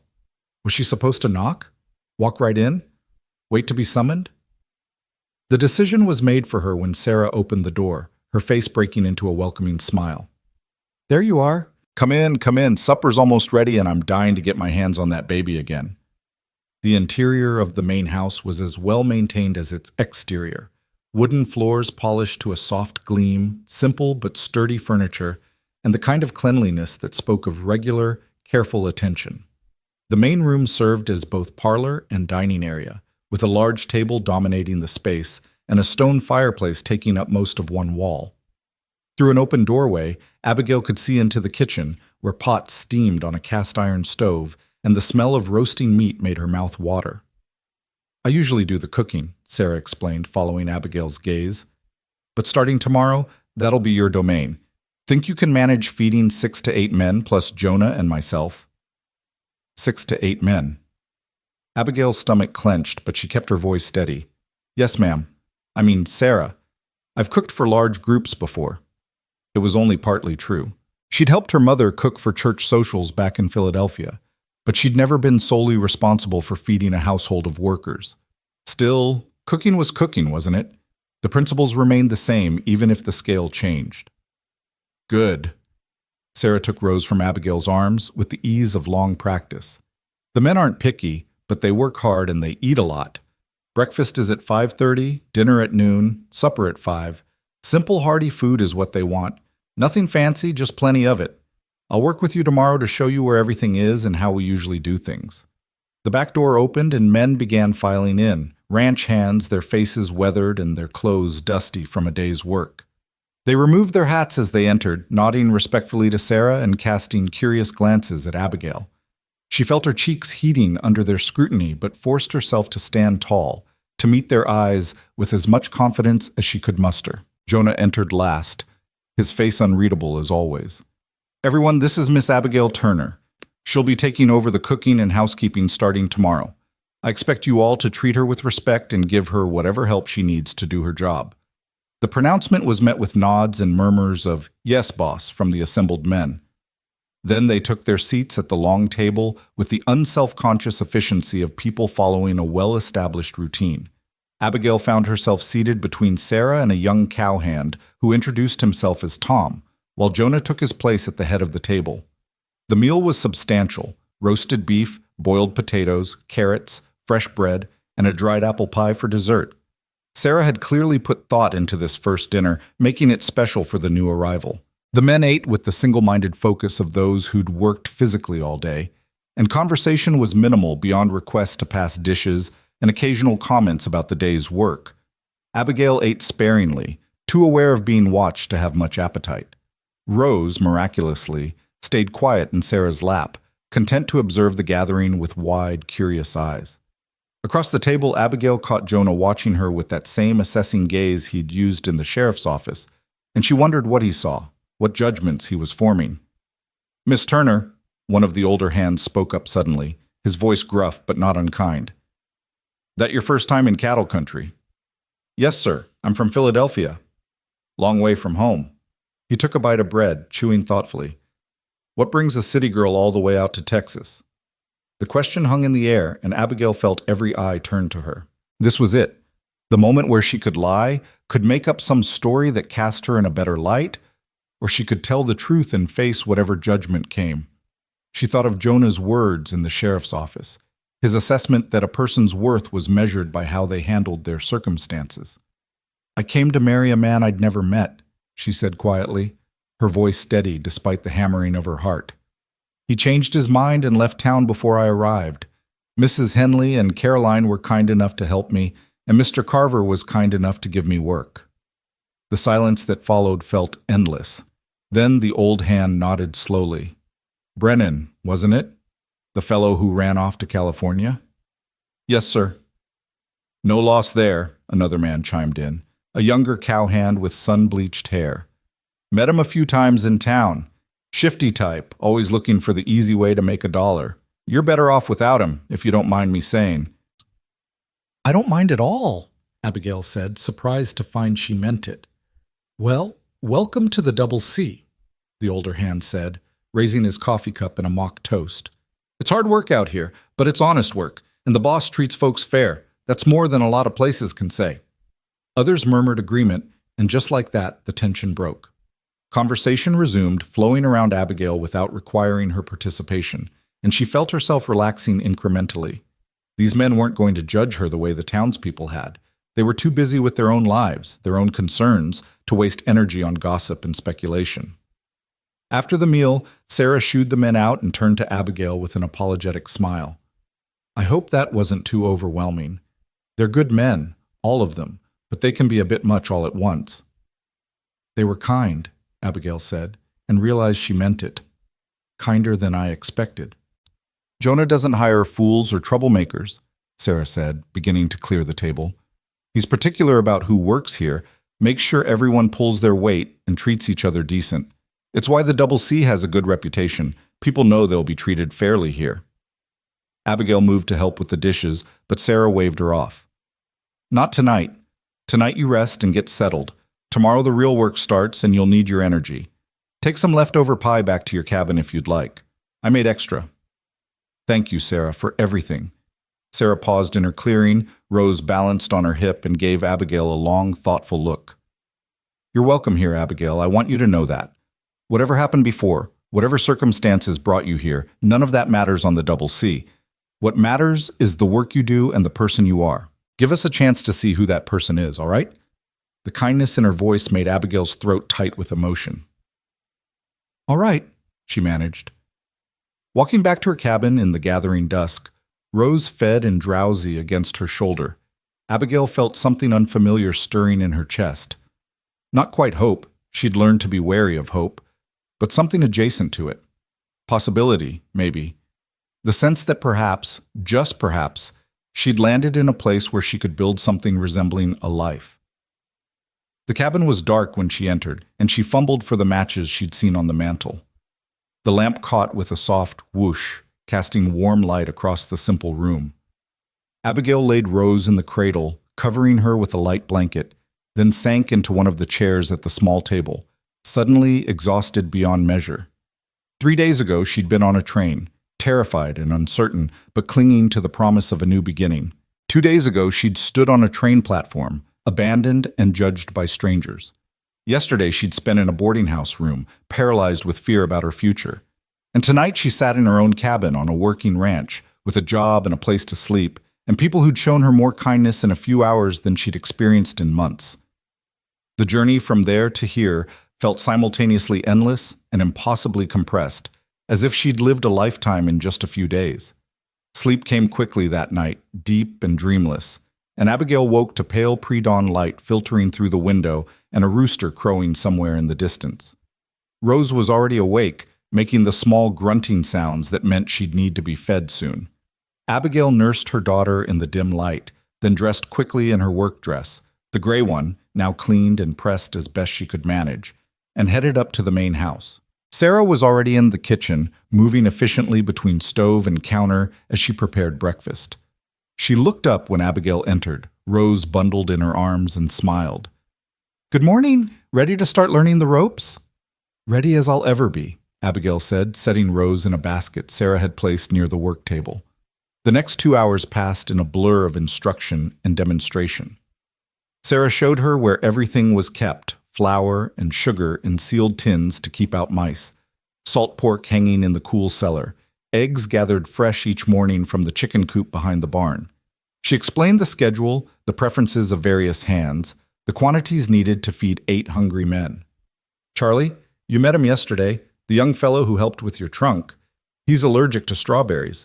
Tom doesn't care for onions, but he'll eat them if they're cooked down enough that he can't taste them much. Jonah likes his coffee strong enough to stand a spoon in, and don't even try to give him tea unless you want that look of his." Abigail absorbed it all, her mind racing to keep track of details, to memorize names and faces and preferences. The kitchen was well organized and well stocked, and she felt her confidence growing as Sarah talked. This was work she could do. Work she understood. The men began arriving at 5:30 sharp, their faces freshly washed and their hair damp from the pump outside. They filed in quietly, still half asleep, and took their seats at the long table. Abigail and Sarah served platters of fried eggs, bacon, biscuits with gravy, and more of that strong, bitter coffee that seemed to be a staple here. Jonah arrived last, as seemed to be his habit, and took his seat without comment. He ate efficiently, his attention already on the day ahead, and Abigail found herself studying him when she thought he wasn't looking. There was something solid about him, something steady and unshakable that reminded her of the old oak trees that had lined the streets of her childhood neighborhood. He didn't waste words or gestures, didn't posture or perform. He simply was, and there was something deeply reassuring about that. After breakfast, the men dispersed to their various tasks, and Sarah set Abigail to work on the mountain of dishes left behind. "This is the worst part," she admitted cheerfully. 3 meals a day means washing dishes constantly, but we've got a good system. I'll show you." They worked side by side, Sarah washing and Abigail drying, while Rose dozed in her basket nearby. As they worked, Sarah talked about the ranch, about growing up here with Jonah and their brothers, about the hard years after their mother died, and their father worked himself into an early grave trying to keep the family together. "Jonah was barely 20 when Pa died," Sarah said, her hands moving methodically through the soapy water. "Could have sold the ranch, taken his inheritance, and gone off to do whatever young men do. But he didn't. He kept us together, raised me and our younger brothers, built this place up from what Pa left into something really successful. That's who he is. Someone who honors his responsibilities, who doesn't run when things get hard." The words weren't directed at Abigail, but she felt them land anyway. Someone who doesn't run when things get hard. Was that who she was? She wanted to believe so, but the evidence seemed mixed. She'd run from Philadelphia, after all, fled in disgrace rather than facing down her accusers. But then again, what choice had she had? Sometimes running was the only option left. "You're thinking too hard again," Sarah said, glancing over with a knowing smile. "I can practically hear the wheels turning in your head." Abigail managed a weak laugh. "Sorry, it's a habit." "Well, break it. Life's hard enough without borrowing trouble before it arrives. Focus on today, on this moment, on the work in front of you. The rest will sort itself out." It was similar advice to what Jonah had given her on the wagon ride, and Abigail wondered if it was a family philosophy. This focus on the present, on practical action, rather than useless worry. It seemed to work for them, judging by the prosperity evident in the well-maintained buildings and the contentment of the men who worked here. The morning passed quickly. filled with tasks both familiar and new. Abigail learned where the laundry was done, a small building behind the main house with a large copper tub and a wringer that Sarah demonstrated with practiced ease. She learned that Jonah's room was upstairs, along with Sarah's and 2 guest rooms kept ready for visiting family or business associates. She learned that the Hand's bunkhouse was off limits to her unless specifically summoned for some emergency, a rule Jonah had established years ago to maintain proper boundaries. By the time dinner preparations rolled around at 11, Abigail's head was spinning with information. Sarah had shown her the menu plan for the week, a rotating schedule of simple, hearty meals that ensured variety without requiring excessive preparation or expensive ingredients. Today was beef stew with dumplings, and Sarah talked her through the process while Abigail did most of the actual work. "You're a natural," Sarah observed, watching as Abigail deftly chopped vegetables and added them to the pot. "Where did you learn to cook like this?" "My mother," Abigail said, the words bringing a familiar pang of loss. She insisted all her daughters know their way around a kitchen, said it was essential knowledge regardless of what station in life we ended up in. "I used to think she was old-fashioned, insisting on teaching us skills we'd probably never need if we married well." She laughed bitterly. "Turns out she was wiser than I knew." "She sounds like a smart woman." She was. I wish she'd lived long enough to meet Rose. Sarah reached over and squeezed Abigail's hand briefly. "I'm sure she would have loved her. How could anyone not?" Dinner was served at noon sharp, and this time Abigail was responsible for most of the serving, with Sarah supervising from the sidelines. The stew was declared excellent by the assembled men, and Abigail felt a small glow of pride at their appreciation. It was such a simple thing, cooking a meal that people enjoyed, but it felt like victory nonetheless. The afternoon brought more lessons: how to make bread for tomorrow's breakfast, where the root cellar was and what was stored there, how to check the chickens for eggs without getting pecked. Rose was passed from Sarah's arms to Abigail's and back again throughout the day, the baby content with the constant motion and attention. By the time supper rolled around, Abigail was exhausted but satisfied.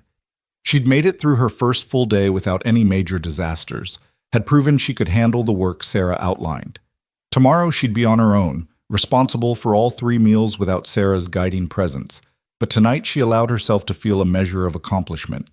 The evening meal was simpler than dinner: cold sliced beef left over from yesterday's roast, fresh bread, pickled vegetables, and cookies Sarah had baked that morning. The men ate with their usual single-minded efficiency, then dispersed to evening chores or leisure as their inclinations took them. Abigail was helping Sarah clean up when Jonah appeared in the kitchen doorway. "Miss Turner, got a minute?" Her stomach dropped, but she wiped her hands on her apron and followed him out onto the porch, leaving Rose with Sarah. The sun was setting, painting the sky in brilliant shades of orange and pink, and the evening air was finally beginning to cool from the day's oppressive heat. "You did well today," Jonah said without preamble. "Sarah says you picked everything up quick and didn't complain about the work." "Thank you, sir. Sarah's an excellent teacher." "She is that." Jonah leaned against the porch rail, his eyes on the distant hills. "I wanted to talk to you about expectations going forward. Tomorrow you'll be handling most things on your own. Sarah's got her own work to attend to around here, and she can't spend all her time training you. Think you can manage?" "Yes, sir. I'll manage." "If you run into trouble, ask for help. Don't try to muscle through on your own if you're struggling. That's not strength. That's stubbornness, and it usually ends badly." Abigail nodded, filing away the advice. "I understand. One more thing." Jonah's voice took on a harder edge. "The men have been respectful so far, and I expect that to continue. But if anyone gives you trouble, inappropriate comments, unwanted attention, anything that makes you uncomfortable, you tell me immediately. I won't tolerate that kind of behavior on my ranch." The fierce protectiveness in his tone surprised her. "I will, thank you." "Not doing it for you," Jonah said bluntly. "Doing it because that's how I run things here. Everyone deserves to work without harassment or fear. That includes you." He pushed off the rail and headed back inside, leaving Abigail alone on the porch with her thoughts. The sun had sunk below the horizon now, and stars were beginning to appear in the darkening sky. Somewhere in the distance, a coyote howled, the sound lonely and wild. Abigail wrapped her arms around herself, suddenly aware of how isolated they were out here, how far from civilization and help if anything went wrong. But along with that awareness came a sense of freedom she hadn't felt in months. Here, on this ranch, she could be whoever she chose to be. The past didn't define her. Philadelphia didn't define her. Thomas Brennan's abandonment didn't define her. Only the work mattered. Only the person she proved herself to be through her actions and choices. It was terrifying and liberating in equal measure. She went back inside and collected Rose from Sarah, said her goodnights, and walked back to her cabin through the gathering darkness. A lamp burned in the bunkhouse window, and she could hear the low murmur of men's voices and occasional laughter. Normal sounds, ordinary sounds, the soundtrack of a life that was becoming hers. That night, lying in bed with Rose asleep beside her, Abigail allowed herself to think about the future for the first time in weeks. Not the distant future. That was still too uncertain, too frightening to contemplate. But tomorrow, next week, the end of her month-long trial period. If she worked hard, if she proved herself valuable, Jonah had promised to make the position permanent. $15 a month wasn't much, but it was steady. And with room and board included, she could save almost all of it. In a year, she'd have enough to buy her own small place, maybe closer to town where Rose could attend school eventually. In 2 years, she could afford better clothes, could help Rose have opportunities Abigail had lost. It wasn't the life she'd imagined for herself back in Philadelphia, wasn't the respectable marriage and comfortable home she'd dreamed about as a girl, but it was honest work and independence, and that meant more than she'd ever thought possible. The days began to blur together into a routine that was both exhausting and oddly comforting. Wake at 4:30, nurse Rose and dress quickly, head to the main house to start breakfast. The men would file in at 5:30, eat in comfortable silence, then disappear to their various tasks. Dishes, then starting preparations for dinner while keeping an eye on Rose. Laundry on Mondays, mending on Tuesdays, heavy cleaning on Wednesdays. Dinner at noon, more dishes, afternoon baking or preserving or whatever seasonal task needed attention. Supper at 5, evening cleanup. Back to the cabin to collapse into bed. It was hard, physical work that left her muscles aching and her hands rough. But it was also satisfying in a way her previous life had never been. At the end of each day, she could point to concrete accomplishments, meals cooked, clothes cleaned, rooms scrubbed, tasks completed. There was no ambiguity, no wondering if she'd done enough or done well. The work spoke for itself. Sarah proved to be not just a teacher but a friend, checking in regularly during those first weeks and offering advice or help when Abigail struggled. The men were unfailingly polite, though most kept their distance beyond basic courtesy.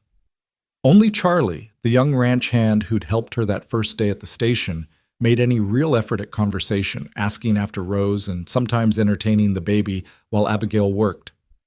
And Jonah remained an enigma, present at every meal, observing everything with those steady gray eyes, but rarely speaking beyond what was necessary. Sometimes Abigail would catch him watching her with an expression she couldn't quite read, and she'd wonder what he was thinking, whether he was pleased with her work or simply waiting for her to fail. 2 weeks into her tenure, trouble arrived in the form of 3 drifters looking for work. They rode up to the ranch on a hot Tuesday afternoon, dusty and trail-worn, and Jonah met them in the yard while Abigail was hanging laundry behind the main house. She couldn't hear the conversation clearly, but she could see Jonah's body language, tense and wary, in a way she'd never seen before.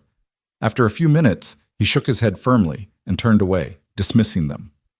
The men lingered, arguing, and Abigail saw several of the ranch hands materialize from various buildings, moving to stand behind their boss in a show of solidarity that was both silent and unmistakable. The drifters left eventually, but not before one of them spotted Abigail across the yard. He said something to his companions that made them laugh, a harsh, ugly sound, and called out, "Hey, sweetheart, how much for a little company?"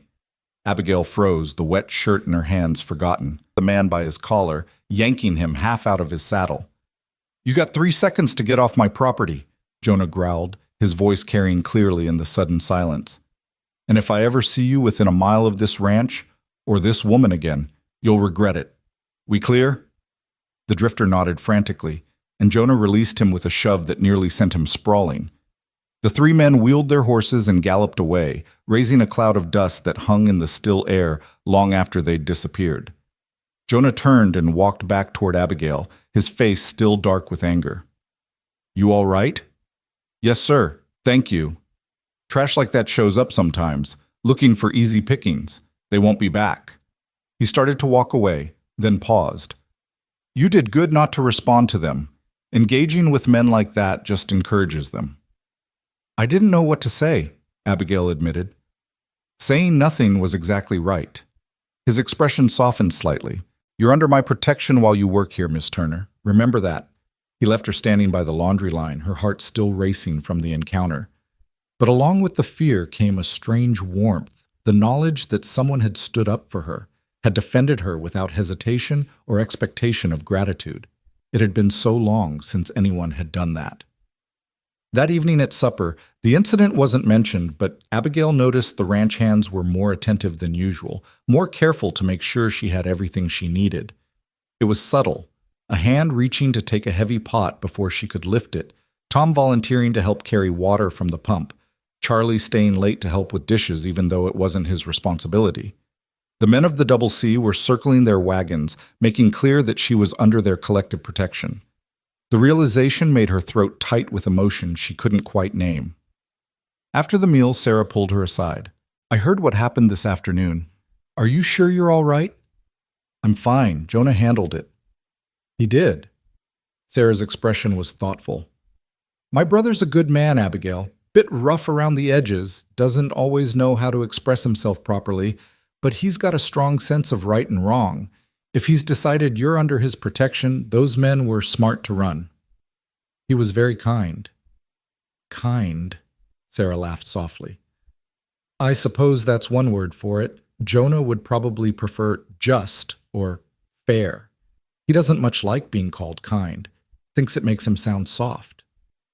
There's nothing soft about him, Abigail said, remembering the steel in his voice as he'd confronted the drifters. No, Sarah agreed. But there's nothing cruel either. He's hard when he needs to be, but never for the pleasure of it. That's rarer than you might think out here.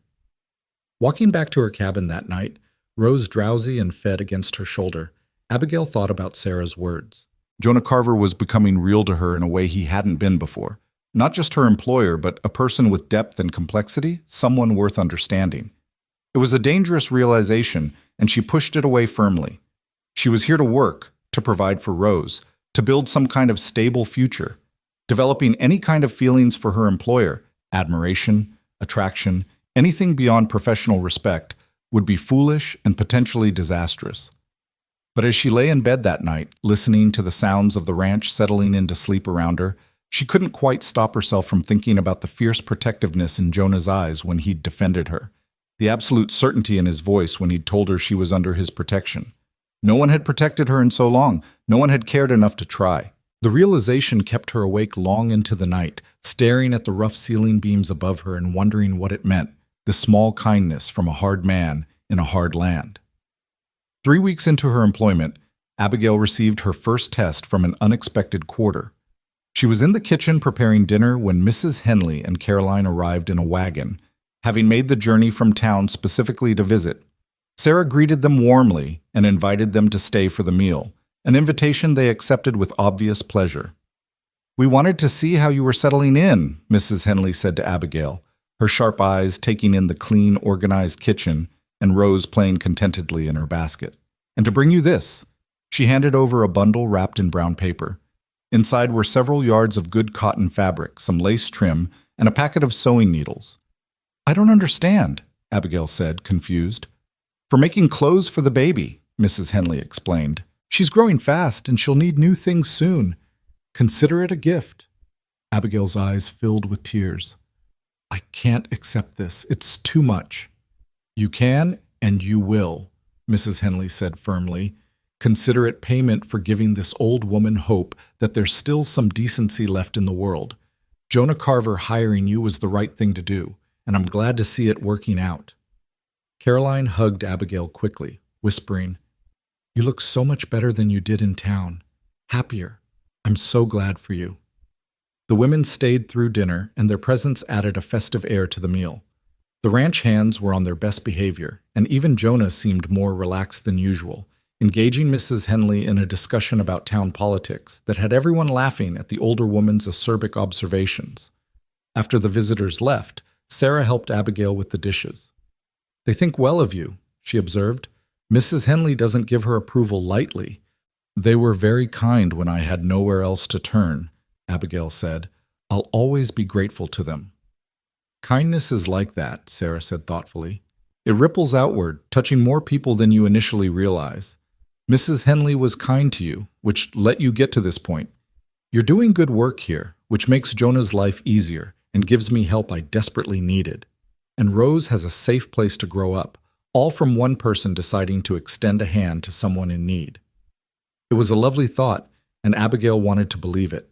But experience had taught her that for every person like Mrs. Henley or Sarah or Jonah, there were dozens more who would turn away, who would judge and condemn rather than help. Still, maybe that was enough. Maybe the few good people in the world could balance out all the others. That night, lying in bed with Rose asleep beside her, Abigail realized with a start that her month-long trial period was nearly over.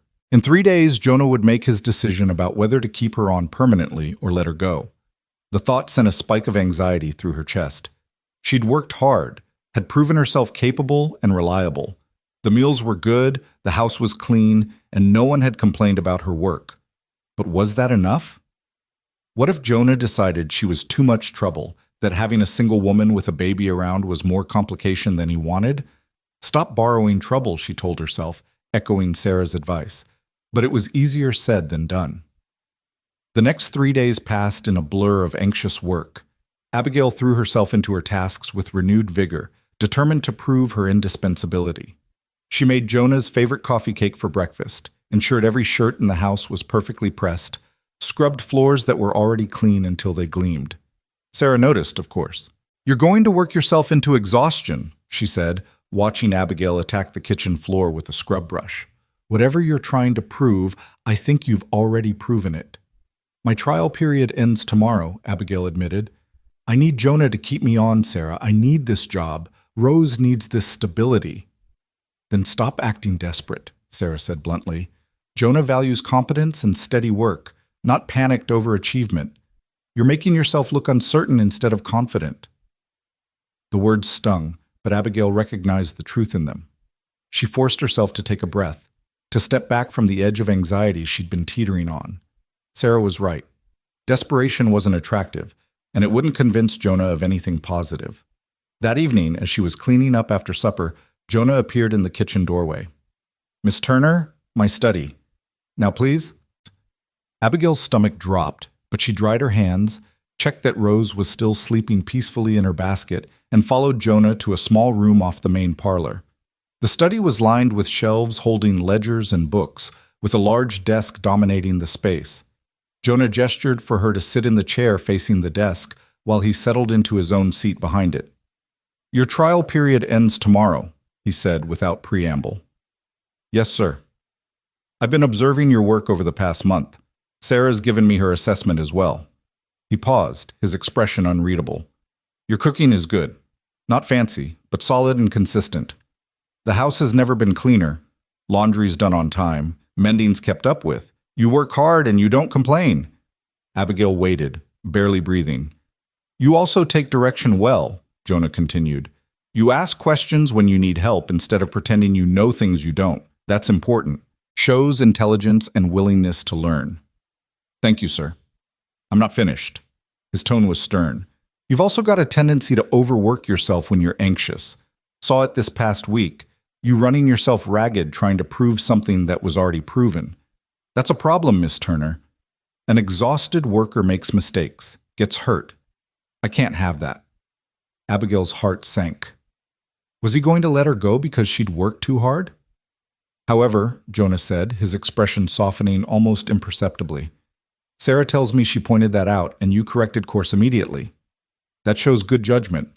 So here's what I'm prepared to offer. Permanent position as housekeeper and cook, same wages as the trial period.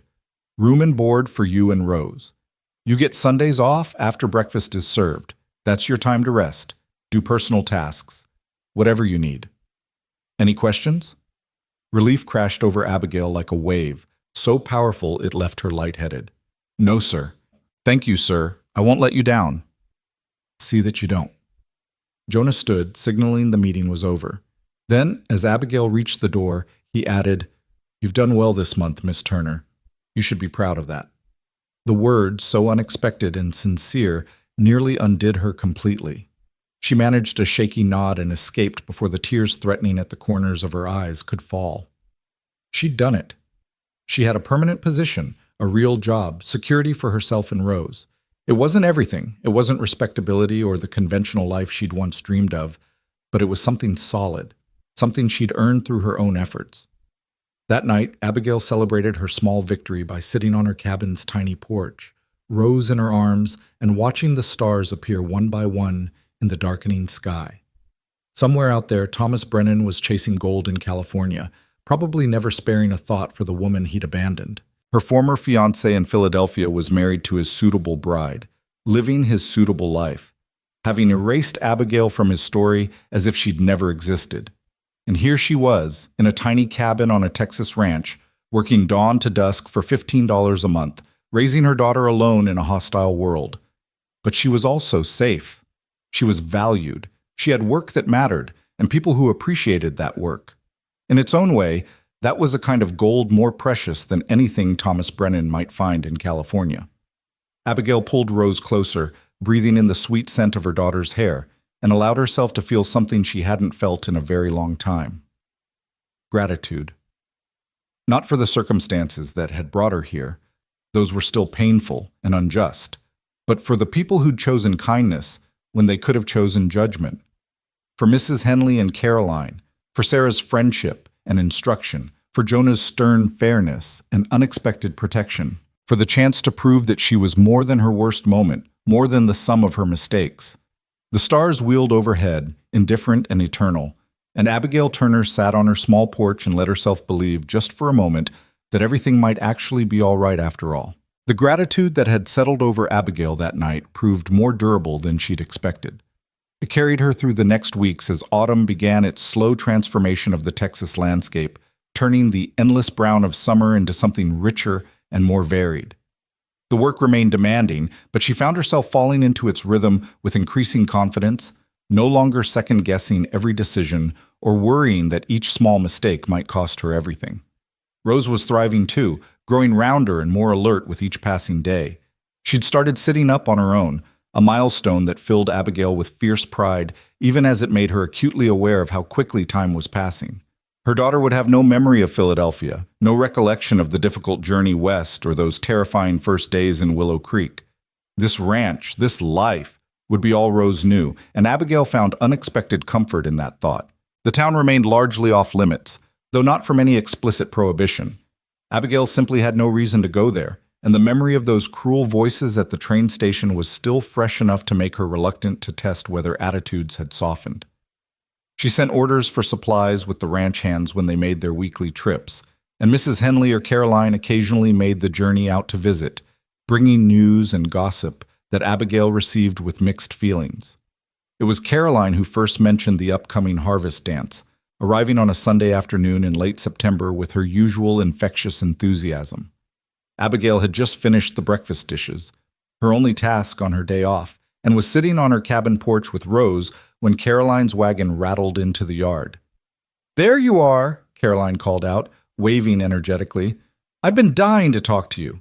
The harvest dance is in 3 weeks, and you simply must come." Abigail felt her stomach clench at the suggestion. "I don't think that's a good idea, Caroline." "Why not?" Caroline climbed down from the wagon with practiced ease and crossed to the porch, settling onto the steps without waiting for an invitation. "Everyone goes to the harvest dance. It's the social event of the season." "Exactly. Everyone goes, including all those people who decided I was Willow Creek's scandal." Abigail shifted Rose to her other hip, using the movement to avoid Caroline's eyes. "I appreciate the thought, but I'm better off staying here." "That's nonsense." Caroline's tone was gentle but firm. "It's been 2 months, Abigail. People have moved on to newer, more interesting gossip. Besides, hiding out here on the ranch isn't going to change anyone's opinion of you. But showing up at that dance, holding your head high, and proving you're not ashamed of yourself, That might. I'm not ashamed, Abigail said quickly, then caught herself. Or at least I'm trying not to be. But there's a difference between not being ashamed and deliberately walking into a room full of people who've already judged me. Then don't walk in alone, Caroline's smile turned mischievous. Go with the ranch folks.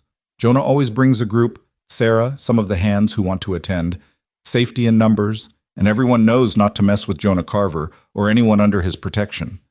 The suggestion had merit, but Abigail couldn't shake the image of herself standing on the edge of a dance floor while couples swirled past, a visible reminder of everything she wasn't, respectable, wanted, acceptable. I'll think about it, she said finally, knowing it was a weak deflection. Caroline seemed to sense that pushing further would be counterproductive. She changed the subject to lighter topics, entertaining Abigail with stories about the various mishaps and minor dramas unfolding in Willow Creek. By the time she left an hour later, Abigail felt lighter, reminded that there were still people who saw her as simply Abigail, not as the abandoned mail-order bride or the woman with the illegitimate child. The harvest dance wasn't mentioned again until the following Sunday, when Sarah brought it up over coffee in the main house kitchen. Abigail had stopped by to return some mending she'd completed, and Sarah had insisted she stay for a few minutes of conversation.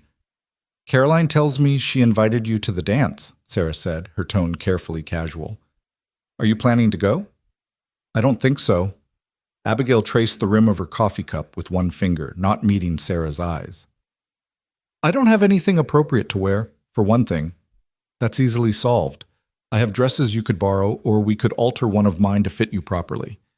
Sarah paused, then added softly, But that's not really why you don't want to go, is it? Abigail was quiet for a long moment, watching Rose play with a wooden spoon on the floor beside her chair. Finally, she said, I spent most of my life trying to be respectable, Sarah. Trying to follow all the rules, do everything right, be the kind of woman society approved of.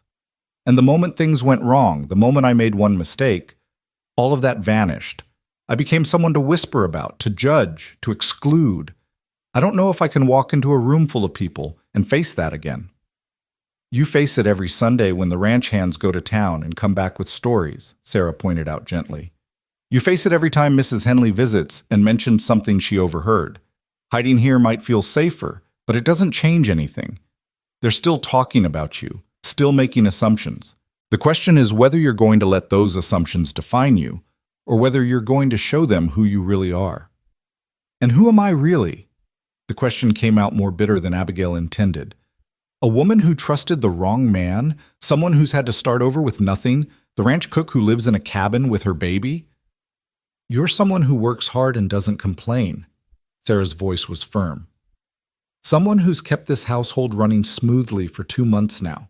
Someone who's raising her daughter with love and dedication despite circumstances that would break most people. That's who you are, Abigail. And I think it's past time the people of Willow Creek saw that instead of whatever stories they've invented in their minds. The words settled into Abigail's chest, warm and unexpected. She'd been thinking of herself as someone to be tolerated, accepted grudgingly if she proved useful enough. The idea that she might be someone worth respecting, worth admiring even, felt foreign and uncomfortable. I'll think about it, she said again, but this time with less certainty in her refusal. Sarah smiled as if she'd won a victory. Good, and Abigail, the offer of the dress stands whatever you decide. You deserve to have something pretty to wear, something that makes you feel good about yourself, even if you never wear it to town. That afternoon, as Abigail sat on her cabin porch watching Rose attempt to crawl, she found herself actually considering the possibility. What would it be like to attend a social event again? To put on a nice dress and do her hair and feel like a normal woman for a few hours? The thought was both appealing and terrifying. Her musings were interrupted by the sound of hoofbeats, and she looked up to see Jonah riding back from checking fence lines in the north pasture. He saw her sitting there and changed course, bringing his horse to a stop near her cabin. Afternoon, Miss Turner? He swung down from the saddle with easy grace, his shirt dusty and his face showing the signs of a long day in the sun. Everything all right? Fine, sir. Just enjoying the cooler weather. Jonah nodded, his attention drifting to Rose, who had abandoned her crawling attempts and was now chewing enthusiastically on a rag doll Sarah had made for her. She's getting big. Growing like a weed, Abigail agreed. I'll need to make her new clothes soon. She's already outgrowing what she has. Sarah mentioned you were good with a needle. If you need fabric or supplies, add it to the household accounts. Can't have the baby going around in clothes that don't fit. The casual generosity of the offer caught Abigail off guard. That's very kind, but I can manage. Wasn't a suggestion, Miss Turner. Add it to the accounts. Jonah's tone made it clear the discussion was over. He started to remount, then paused. Sarah also mentioned something about the harvest dance. You planning to go? Abigail felt heat rising in her cheeks. I haven't decided. Jonah studied her for a moment, his expression unreadable as always. Fair warning, if you do go, you'll likely encounter some unpleasantness. Small-town gossips don't give up their favorite topics easily, and you're still relatively fresh material. That's exactly why I'm not sure I should go, Abigail said quietly. Didn't say you shouldn't go. Just said you should be prepared if you do. Jonah settled back into his saddle, gathering the reins. Way I see it, you've got two choices. You can hide out here and let people think whatever they want about you, or you can show up and make them see the truth. Either way is your decision, but hiding gets harder the longer you do it. He rode off before Abigail could respond, leaving her staring after him with a mixture of frustration and reluctant appreciation. He had a way of cutting through to the heart of things, stripping away all the comfortable excuses and evasions she might hide behind. That evening, after Rose was asleep, Abigail pulled out the fabric Mrs. Henley had given her and examined it in the lamplight. There was enough here for several dresses for Rose, plus perhaps something simple for herself if she was clever about the cutting. Her fingers itched for her sewing kit, for the familiar comfort of needle and thread, the meditative rhythm of creation. She worked late into the night, the lamp burning low as she cut and pinned and began the first seams of a small dress for Rose. The work soothed her in a way nothing else could, each stitch a small act of hope, of building something beautiful from raw materials. By the time she finally climbed into bed, exhausted but satisfied, she'd made a decision. She would go to the harvest dance. Not because Caroline had encouraged her, or because Sarah thought it was a good idea, or even because Jonah had essentially dared her to face her fears. She would go because she was tired of living small, tired of letting other people's judgments dictate her actions. She would go because Rose deserved a mother who stood tall and proud, who taught by example that a person's worth wasn't determined by their circumstances or their mistakes. She would go because she had nothing left to lose, and maybe, just maybe, something to prove. The next morning at breakfast, Abigail waited until Jonah had finished his coffee before approaching him. Sir, about the harvest dance. If the offer to go with the ranch group still stands, I'd like to accept. Jonah looked up from the newspaper he'd been reading, one eyebrow raised slightly. That's so. Yes, sir. And Sarah mentioned something about borrowing a dress. I wanted to make sure that was all right with you, given that she's your sister and I work for you, and I don't want to presume. She was babbling and forced herself to stop. Miss Turner. Jonah's tone was patient but firm. Sarah's a grown woman who can make her own decisions about her wardrobe. If she wants to lend you a dress, that's between you and her. I've got no say in the matter. Of course. Thank you. Abigail retreated to the kitchen, feeling foolish for even asking, but Jonah called after her before she could disappear completely. One thing, though. If anyone at that dance gives you trouble, you find me or one of the hands immediately. Understood? The protectiveness in his voice sent an unexpected warmth through Abigail's chest. Understood. The next 2 weeks passed in a flurry of preparation that reminded Abigail uncomfortably of her debutante days in Philadelphia, though the circumstances could hardly have been more different.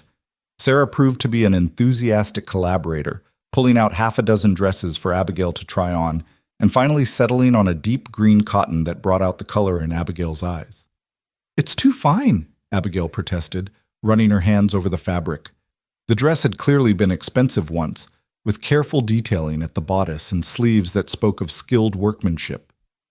It's been hanging in my wardrobe for 3 years, Sarah countered. I wore it to a Christmas party in Austin and haven't had occasion to wear it since. Better it gets used than continues gathering dust. Besides, green suits you better than it ever did me. They spent an evening taking in the waist and hem, adjusting the fit to Abigail's slighter frame. Sarah chattered as they worked, sharing stories about past harvest dances. The year-old Mr. Peterson got drunk and tried to dance with a hat rack. The time two ranch hands got into a fistfight over a girl who ended up marrying someone else entirely, the ongoing competition between the town's two best pie bakers. It's not as formal as Philadelphia social events, I'd imagine, Sarah said, biting off a thread. More of a community gathering than a proper ball. But people take it seriously. It's a chance to dress up, to socialize, to pretend we're more civilized than we probably are. Will there be dancing? Abigail asked, then immediately felt foolish. Of course there would be dancing. It was called a harvest dance. Lots of it. Waltzes, reels, some square dancing if enough people show up who know the calls. Can you dance? I used to. It's been a while. Years, actually. The last time she danced had been at a charity benefit in Philadelphia, partnered with the man who would later abandon her when she needed him most. The memory soured in her mouth. It'll come back to you, Sarah said with easy confidence. The hands are all decent dancers, and they'll look out for you. Charlie especially. That boy's got a crush on you the size of Texas, though he's too shy to do anything about it. Charlie?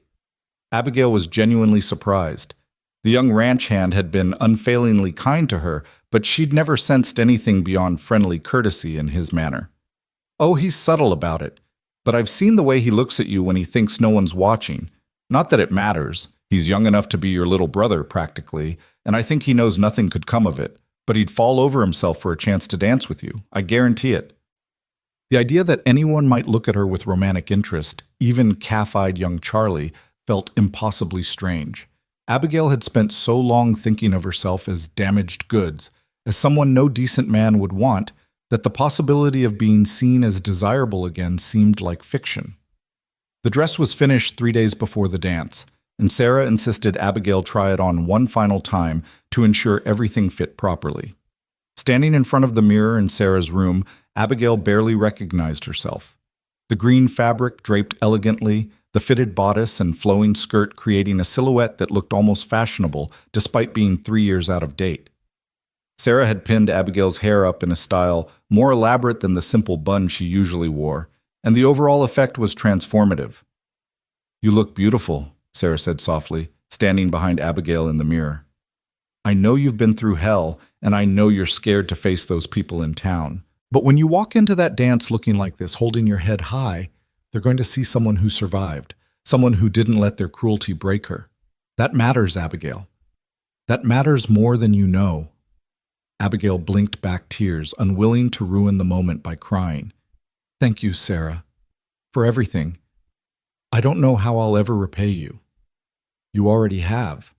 This house has never run better, and having you here has given me time to focus on other things I'd been neglecting. We're even, as far as I'm concerned." The day of the harvest dance dawned clear and cool, the first real hint of autumn after months of oppressive heat. Abigail went through her morning routine in a fog of anxiety, burning the biscuits slightly and forgetting to add salt to the scrambled eggs until Tom tentatively pointed it out.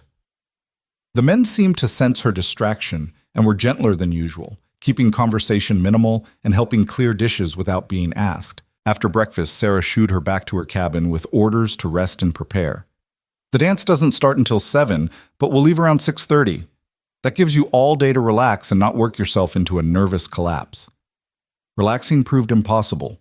Abigail tried napping while Rose slept, but her mind raced too quickly for sleep to come. She tried reading from the small Bible Mrs. Henley had given her, but the words swam before her eyes without meaning. Finally, she gave up and spent the afternoon on small tasks, mending a tear in one of Rose's dresses, organizing her limited wardrobe, scrubbing the already clean cabin floor. By the time evening arrived, Abigail was wound so tight she thought she might shatter. She dressed carefully, her hands shaking as she fastened the buttons down the back of the green dress.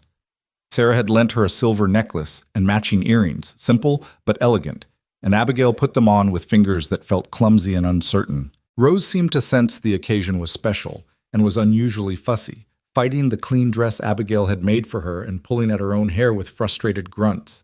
Abigail was nearly in tears herself by the time Sarah knocked on the cabin door. "Let me," Sarah said simply, scooping Rose up with practiced ease.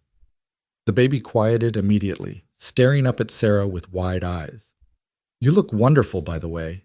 Nervous, but wonderful. Is it that obvious?" Only to someone who knows what to look for. To everyone else, you'll just look confident and beautiful. Ready? Abigail took a deep breath and nodded. As ready as I'll ever be. The group from the Double C filled 2 wagons, Sarah and Abigail and Rose in one, driven by Jonah, with Charlie, Tom, and 3 other hands following in the second.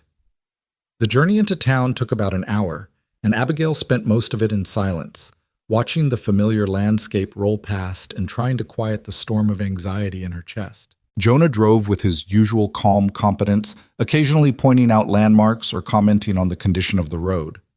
He'd cleaned up for the occasion, trading his usual work clothes for dark trousers and a crisp white shirt, and Abigail caught herself noticing the way the lamplight caught in his dark hair, the strong line of his jaw, the capable hands steady on the reins.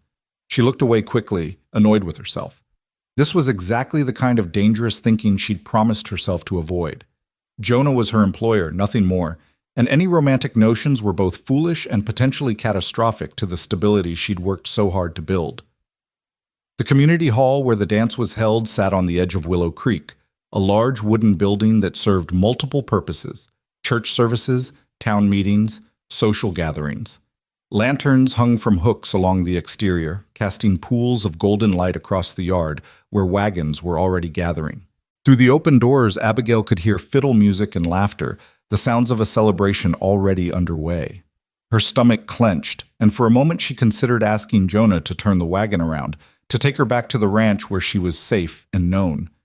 But Sarah reached over and squeezed her hand, and something in that simple gesture gave Abigail the courage to stay seated as the wagon rolled to a stop. Jonah climbed down first and came around to help the women descend. His hand was warm and steady as Abigail took it, and when her feet touched the ground, he didn't immediately release her. Instead, he leaned close and said quietly, "You've got this. And remember, you're here with us. That means something in this town."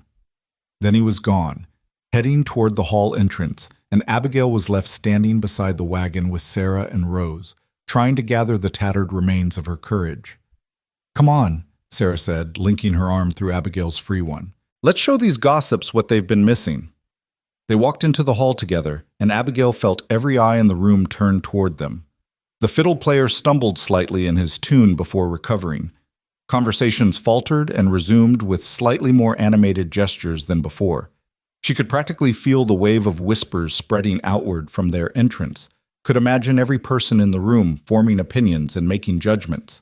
But Sarah kept walking with easy confidence, pulling Abigail along with her toward a cluster of women near the refreshment tables. And then, miraculously, Mrs. Henley detached herself from the group and came toward them, her weathered face breaking into a genuine smile. "There you are. I was hoping you'd come. You look absolutely lovely, my dear. Doesn't she, ladies?" The other women murmured agreement, though Abigail could see curiosity and speculation in their eyes. Mrs. Henley, bless her, seemed determined to smooth Abigail's entry into the gathering, introducing her to various women as Miss Turner from the Double C, an excellent cook and housekeeper by all accounts. The formality of it, the deliberate emphasis on her employment and skills rather than her circumstances, created a framework for interaction that others seemed relieved to follow. Within minutes, Abigail found herself engaged in a surprisingly normal conversation about cooking techniques and the challenges of feeding large households.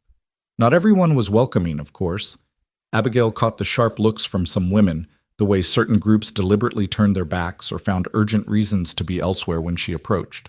But the outright hostility she'd feared didn't materialize, perhaps because she was under the obvious protection of both Mrs. Henley and the Double C contingent. The music shifted to a waltz, and couples began moving onto the dance floor. Abigail stayed near the walls, Rose growing heavy in her arms, and watched the swirling colors and movement with a mixture of longing and relief. Dancing would require handing Rose to someone else, would require trusting her daughter to another's care for the length of a song. She wasn't quite ready for that. "Miss Turner?" Charlie appeared at her elbow, his face red but determined. "Would you do me the honor of a dance? I promise I'm not as clumsy as I look." Abigail opened her mouth to refuse politely, but Sarah materialized from somewhere and plucked Rose from her arms. "I've got her. Go dance. You came all this way. You might as well enjoy yourself." So Abigail found herself being led onto the dance floor by a blushing young cowhand, acutely aware of the attention their pairing drew. But Charlie proved to be a competent dancer, if somewhat overeager, and the familiar rhythm of the waltz came back to her more easily than she'd expected. By the time the song ended, she was actually smiling, her anxiety temporarily forgotten in the simple pleasure of movement and music. Other partners followed. Tom, then one of the other double C hands, then an older gentleman who introduced himself as a friend of Jonah's father. Each dance was a small victory, a demonstration that she could exist in this social space without crumbling, without letting the judgmental stares and whispered comments drive her away. She was catching her breath between songs when a voice behind her said, "Well, well, the infamous mail-order bride, bold of you to show your face here." Abigail turned to find herself facing three women, all roughly her age, all dressed in their finest and wearing expressions of undisguised hostility. The speaker was a blonde in a yellow dress that did nothing for her complexion, her eyes hard and mean. "I'm just here for the dance," Abigail said quietly, trying to keep her voice steady. "I don't want any trouble." "Of course you don't. People like you never do." The woman's smile was vicious. "Tell me, does Mr. Carver know what kind of woman he's got working in his house? Does he know about the bastard you dragged all the way from Philadelphia?" The crude words hit Abigail like physical blows, and for a moment she couldn't breathe, couldn't think of any response that wouldn't make things worse. The other women in the group were smirking, clearly enjoying her distress, and Abigail felt herself shrinking, becoming small and ashamed despite all her earlier resolve. Then a hand touched her elbow, and Jonah's voice, cold as winter steel, cut through the tension. "Is there a problem here, Miss Patterson?" The blonde woman's face went pale. "No, Mr. Carver, we were just leaving, I think." Jonah's tone left no room for argument. "And Miss Patterson? If I hear you've said one more word about Miss Turner or her daughter, your father will find his business dealings with the double C coming to an abrupt end. We clear?" The woman nodded frantically and fled, her companion scurrying after her. Abigail stood frozen, mortified and grateful in equal measure, unable to meet Jonah's eyes. "Miss Turner," his voice had gentled slightly. "Look at me." She forced herself to lift her gaze. Jonah's expression was stern but not unkind, and something in his eyes, concern, maybe, or respect, made her throat tight with emotion. "Don't let people like that run you off," he said quietly. "They're small and mean, and they gain their sense of worth by tearing others down. You're better than that. Don't forget it." Before Abigail could respond, the music shifted to another waltz, and Jonah extended his hand. "Dance with me." It wasn't quite a request, but Abigail took his hand anyway, letting him lead her onto the floor. His hold was firm and confident, and Abigail found herself following his lead effortlessly, their steps matching with a synchronicity that surprised her. They moved together around the floor, and Abigail was intensely aware of his hand at her waist, the solid warmth of him, the way other couples gave them space as if acknowledging something significant in their pairing. "You're a good dancer," she said, needing to break the charged silence between them. "My mother insisted all her children learn, said it was a basic social skill, like reading or writing." The corner of his mouth quirked up slightly. Turns out she was right. They danced in silence for a few more measures, and then Jonah said, "What Miss Patterson said to you about Rose, that was cruel and unfair. But I need you to understand something, Miss Turner. The people in this town, they're going to judge you no matter what you do. You could be perfect in every way, and they'd still find something to criticize. The only opinion that matters is your own. You know the truth about yourself and your circumstances. Hold on to that and let the rest slide off." The words were so close to what Abigail had been telling herself, yet hearing them from Jonah, practical, unsentimental Jonah, made them feel more real, more possible. "It's not that easy."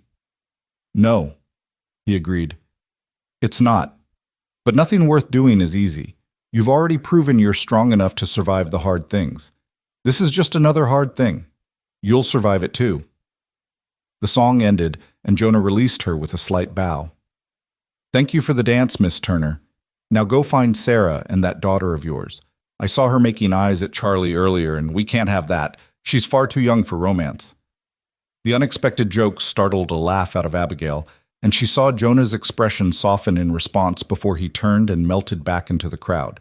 She stood on the edge of the dance floor for a moment, her heart still racing from more than just the exertion of dancing, and tried to make sense of what had just happened. Jonah had defended her, had danced with her, had spoken to her with a gentleness she hadn't known he possessed. It felt significant in a way she couldn't quite articulate, as if something had shifted between them, some boundary had been quietly crossed without either of them acknowledging it openly. Dangerous thinking, she reminded herself firmly. He was her employer. He was being kind, protective in the way he'd promised to be when he'd hired her. Reading anything more into his actions was foolish and self-destructive. But as the evening wore on and Abigail danced with other partners and made polite conversation with townspeople who ranged from genuinely friendly to coldly curious, she found her thoughts returning again and again to those few minutes in Jonah's arms, to the weight of his hand at her waist and the steadiness of his gaze when he told her she was strong enough to survive. By the time the ranch contingent prepared to leave near midnight, Abigail was exhausted but oddly exhilarated. She'd done it. She'd walked into that hall and faced down her fears and the town's judgment, and she'd emerged intact. More than intact, she'd actually enjoyed parts of the evening, had remembered what it felt like to be a person rather than just a problem or a scandal. Rose had fallen asleep hours ago in Sarah's arms, and Abigail took her carefully as they prepared to load into the wagons. The baby barely stirred, her little face peaceful in sleep, and Abigail felt a surge of fierce love. This was who she was doing it all for. Every hard moment, every swallowed pride, every instance of standing tall when she wanted to collapse. All of it was for Rose, to give her daughter a chance at a better life than the one circumstances had handed them. The ride back to the ranch was quiet, most of the passengers drowsy after the evening's excitement. Abigail sat beside Sarah in the wagon bed this time, leaving Jonah to drive alone. She leaned her head back against the wooden side and watched the stars wheel overhead, feeling the gentle swaying motion lull her toward sleep. "You did well tonight," Sarah murmured quietly. "I was proud of you. Thank you for pushing me to go. You were right. I needed to face it." "And?" Sarah's voice held a note of curiosity. "What did you think of my brother's dancing?" Abigail felt heat rising in her cheeks, grateful for the darkness that concealed her reaction. "He's an excellent dancer. Your mother taught him well." Sarah's tone was knowing, amused. "He doesn't dance often, too busy usually and not much interested in the social side of these gatherings. But he danced with you." "He was being kind. Miss Patterson was cruel, and he was defending me."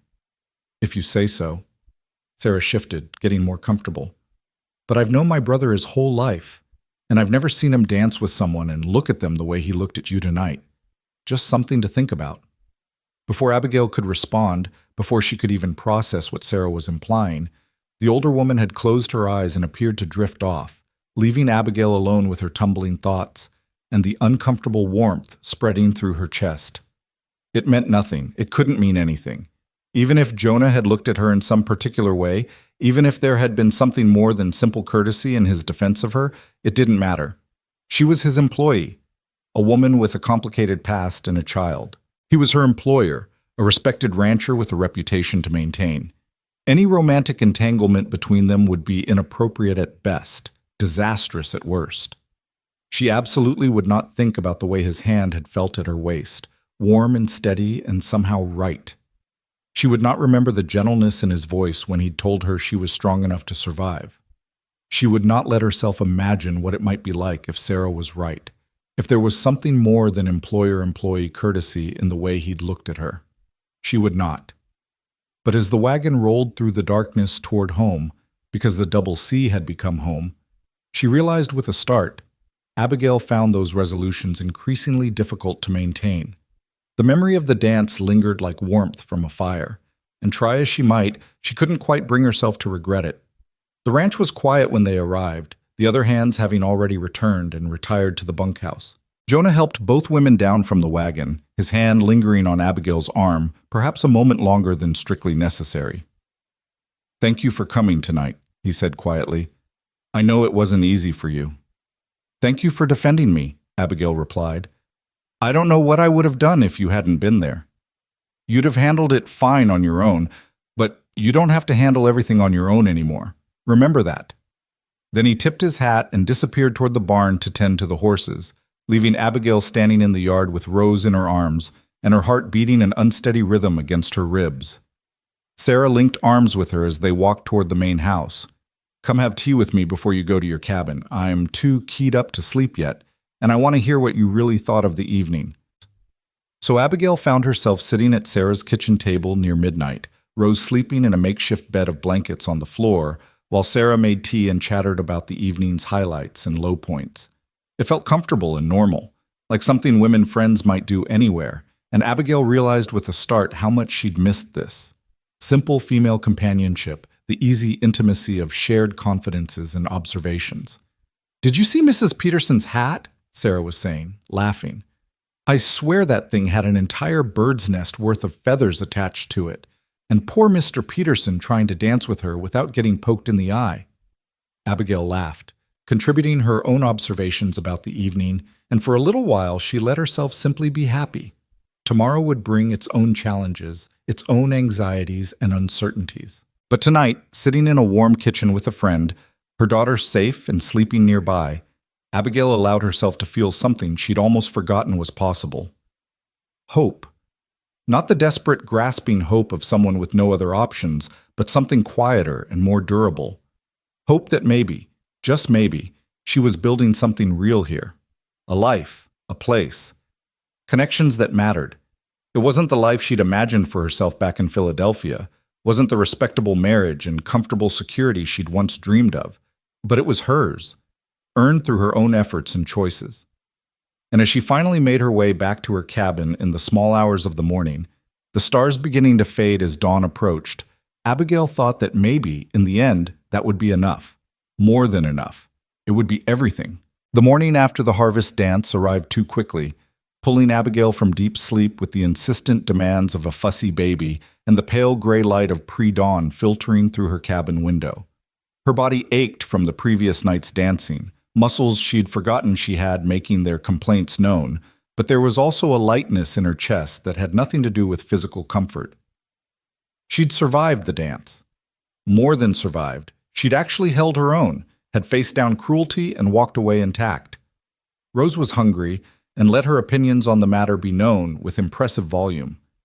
Abigail nursed her while sitting on the edge of the bed, still half asleep, her mind drifting back to those moments on the dance floor with Jonah. The memory made her uncomfortable in ways she couldn't quite articulate, so she pushed it aside and focused on the day ahead. Breakfast wouldn't make itself, and the ranch hands would expect their meal at the usual time regardless of how late everyone had been out the night before. By the time she reached the main house kitchen, Sarah was already there, looking remarkably alert given the late hour they'd retired. She grinned at Abigail over her coffee cup. "Survived the morning after?" "Barely. How are you so awake?" "Practice. Years of early mornings have trained my body to function on minimal sleep." Sarah set down her cup and moved to help with breakfast preparations. "Though I'll confess I'm moving a bit slower than usual today. That was more dancing than I've done in months." They worked together in comfortable silence, the routine so familiar now that Abigail barely needed to think about what came next. Biscuits in the oven, bacon sizzling in the pan, eggs waiting to be scrambled at the last minute so they'd be hot when the men arrived. Coffee strong enough to strip paint, exactly how Jonah liked it. The thought of Jonah sent an unwelcome flutter through Abigail's stomach, and she firmly redirected her attention to the task at hand. She would not spend her day mooning over her employer like some foolish girl. She had work to do, a child to raise, a life to build. Romance, if such a thing were even possible for someone in her circumstances, was an indulgence she couldn't afford. The men filed in at 5:30 as usual, most looking slightly worse for wear after the previous night's festivities. Charlie's eyes were bloodshot, and Tom moved with the careful deliberation of someone nursing a headache.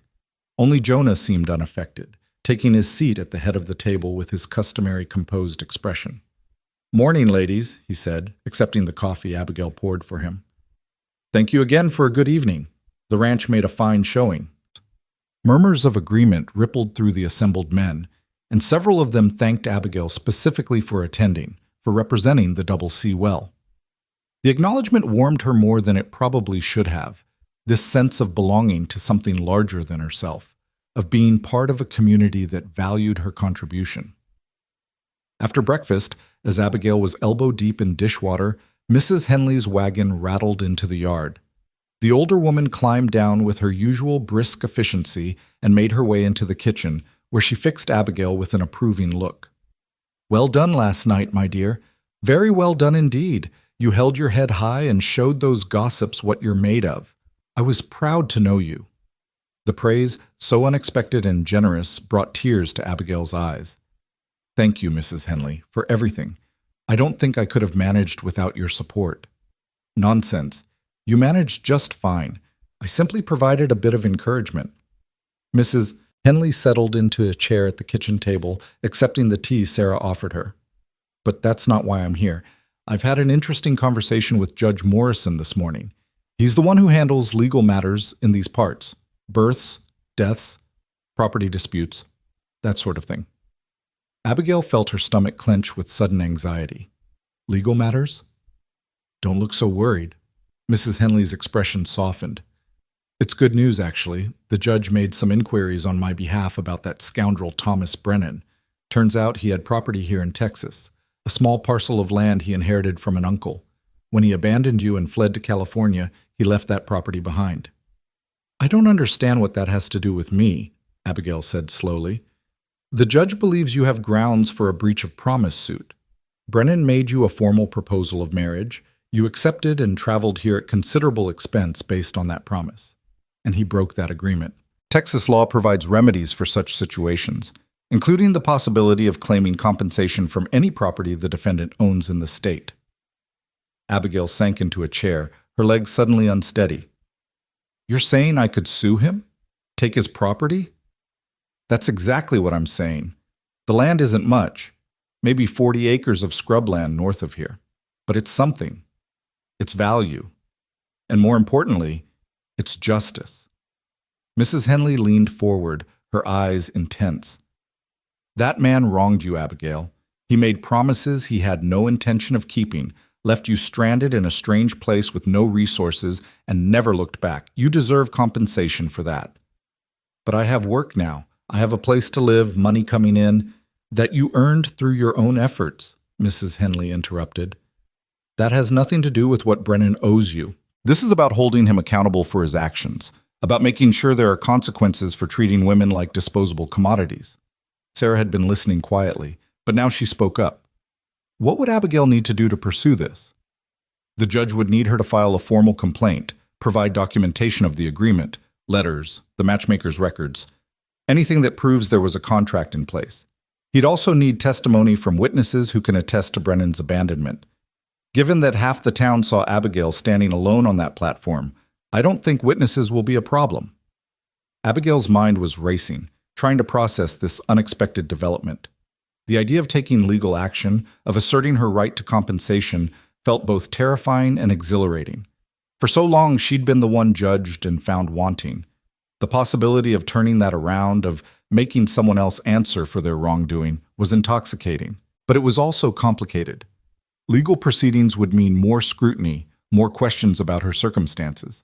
It would mean testifying publicly about what had happened, exposing herself to judgment all over again. And what if she lost? What if the judge decided she had no case, that she'd somehow brought this on herself? "I need to think about it," she said finally. "It's a big decision, and I don't want to rush into something without understanding all the implications." "Of course." Mrs. Henley stood, smoothing down her skirts. "Take your time. The judge said he'd be willing to hear your case whenever you're ready. But don't wait too long. There are statutes of limitations on these things, and we don't want to run out the clock." After Mrs. Henley left, Abigail went through the rest of her morning tasks in a daze. The possibility of owning land, actual property in her own name, felt like something from a dream. 40 acres wasn't much, but it was more than she'd ever imagined having. With land, she could build something permanent, could give Rose a legacy beyond just the skills and values Abigail could teach her. But the cost of pursuing it gnawed at her. More exposure, more judgment, more people picking apart her life and decisions. Was it worth it? She was still wrestling with the question when Jonah found her in the root cellar that afternoon, checking supplies and making notes for the next trip to town. He descended the wooden steps carefully, ducking his head to avoid the low ceiling. "Mrs. Henley told me about her visit this morning," he said without preamble, "about the land and the lawsuit." Word travels fast. Abigail set down her pencil, bracing herself for whatever judgment was coming. This is a small community. Word always travels fast. Jonah leaned against one of the support posts, his arms crossed. "What are you thinking about it?" "I don't know. Part of me wants to pursue it, to make Brennan pay for what he did. But part of me just wants to leave it alone, to not stir up more trouble." "That's fear talking," Jonah said bluntly. "And I understand it. You've been through enough, and the idea of putting yourself through more scrutiny isn't appealing. But Miss Turner, if you don't stand up for yourself, who will? If you let men like Brennan walk away without consequences, what message does that send?" "That I'm weak," Abigail said quietly. "That I'm willing to accept whatever scraps I can get and be grateful for them." "Exactly. And you're not weak. You've proven that over and over since you arrived here. This is just another way of proving it, to yourself and to everyone else." Abigail studied him in the dim light of the root cellar, trying to read the expression on his shadowed face. "You think I should pursue it?" "I think you should do what's right for you and Rose. But yes, if you're asking my opinion, I think you should pursue it. That land could mean security for your future, independence. And beyond the practical considerations, there's a principle at stake. Brennan treated you shamefully, and he should answer for that." It's easy to say that when you're not the one who has to stand up in front of a judge and a courtroom full of people and explain how you ended up in this situation, Abigail said, more sharply than she'd intended. "When you're not the one who'll be judged and whispered about all over again." "You're right. It's not my life, and I can't know what it feels like to be in your position." Jonah's voice was calm, unruffled by her tone. "But I can tell you what I see. A woman who's stronger than she knows, who's already survived worse than a courtroom, and who deserves to fight for what's owed to her. The question is whether you can see that too." He left her then, climbing back up the steps and disappearing into the afternoon sunlight, leaving Abigail alone with her thoughts and the cool, earthy smell of stored vegetables and preserves. She stood there for a long time, turning his words over in her mind, testing them against her fears and doubts. By evening, she'd made her decision. She found Jonah in his study after supper, bent over his ledgers with the focused concentration he brought to everything. He looked up when she knocked on the open door, gesturing for her to enter. "I want to pursue the lawsuit," Abigail said without preamble. "I want that land, and I want Brennan to face consequences for what he did. But I'll need help with the legal process, with understanding what's required of me. I don't know how any of this works." Jonas set down his pen, his expression approving. "I'll take you to see Judge Morrison tomorrow. He's a fair man, and he'll explain everything you need to know. And Miss Turner, I'm glad you're doing this. It's the right choice." The next morning, Abigail left Rose with Sarah and rode into town with Jonah in the wagon. The journey felt different this time, marked by purpose rather than fear. She was going to take action, to assert her rights, to stop being a victim of circumstances and become someone who shaped her own destiny. Judge Morrison's office occupied a small building near the courthouse, and the judge himself was a kindly-looking man in his 60s with silver hair and wire-rimmed spectacles. He listened carefully as Abigail recounted the entire story, her arrangement with the matchmaker, the letters from Brennan, her journey west, and the abandonment at the train station. "Do you have any of the correspondence?" the judge asked when she'd finished. Abigail produced the letters she'd brought, including the final cruel note left for her at the station. The judge examined them with professional interest, making occasional notes. "This is fairly straightforward," he said finally.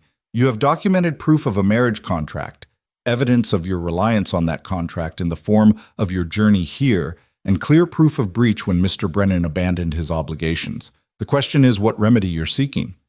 Mrs. Henley mentioned land that Brennan owned. "Indeed, 43 acres to be precise, located about 6 miles north of town. It's not prime land, rocky soil, limited water sources, but it has value. Based on comparable sales, I'd estimate it's worth perhaps $300. $300. More money than Abigail had ever possessed at one time. Enough to change everything. "What would I need to do?" she asked. File a formal complaint, which I can help you draft. Provide these letters and any other supporting documentation. Testify at a hearing, which I'd schedule for approximately 2 weeks from now. If the case is decided in your favor, which I believe it will be, given the evidence, Mr. Brennan's property would be transferred to you in compensation for his breach of promise. And if he contests it, he'd need to return to Texas to do so, which seems unlikely given that he's apparently seeking his fortune in California. And even if he did contest it, the evidence is overwhelmingly in your favor. I've handled dozens of breach of promise cases over the years, Miss Turner, and this is one of the clearest I've seen. Abigail looked at Jonah, who gave her an encouraging nod. Then she turned back to the judge and said, with more confidence than she felt, "Let's file the complaint." The next 2 weeks were a strange limbo of anticipation and anxiety. Abigail threw herself into her work with even more energy than usual, as if staying busy could prevent her from dwelling on what was coming. Word of the lawsuit spread through Willow Creek with predictable speed, and reactions were mixed. Some people approved, seeing it as a just response to Brennan's shabby treatment. Others whispered that Abigail was grasping, that she should be grateful for what she had rather than demanding more.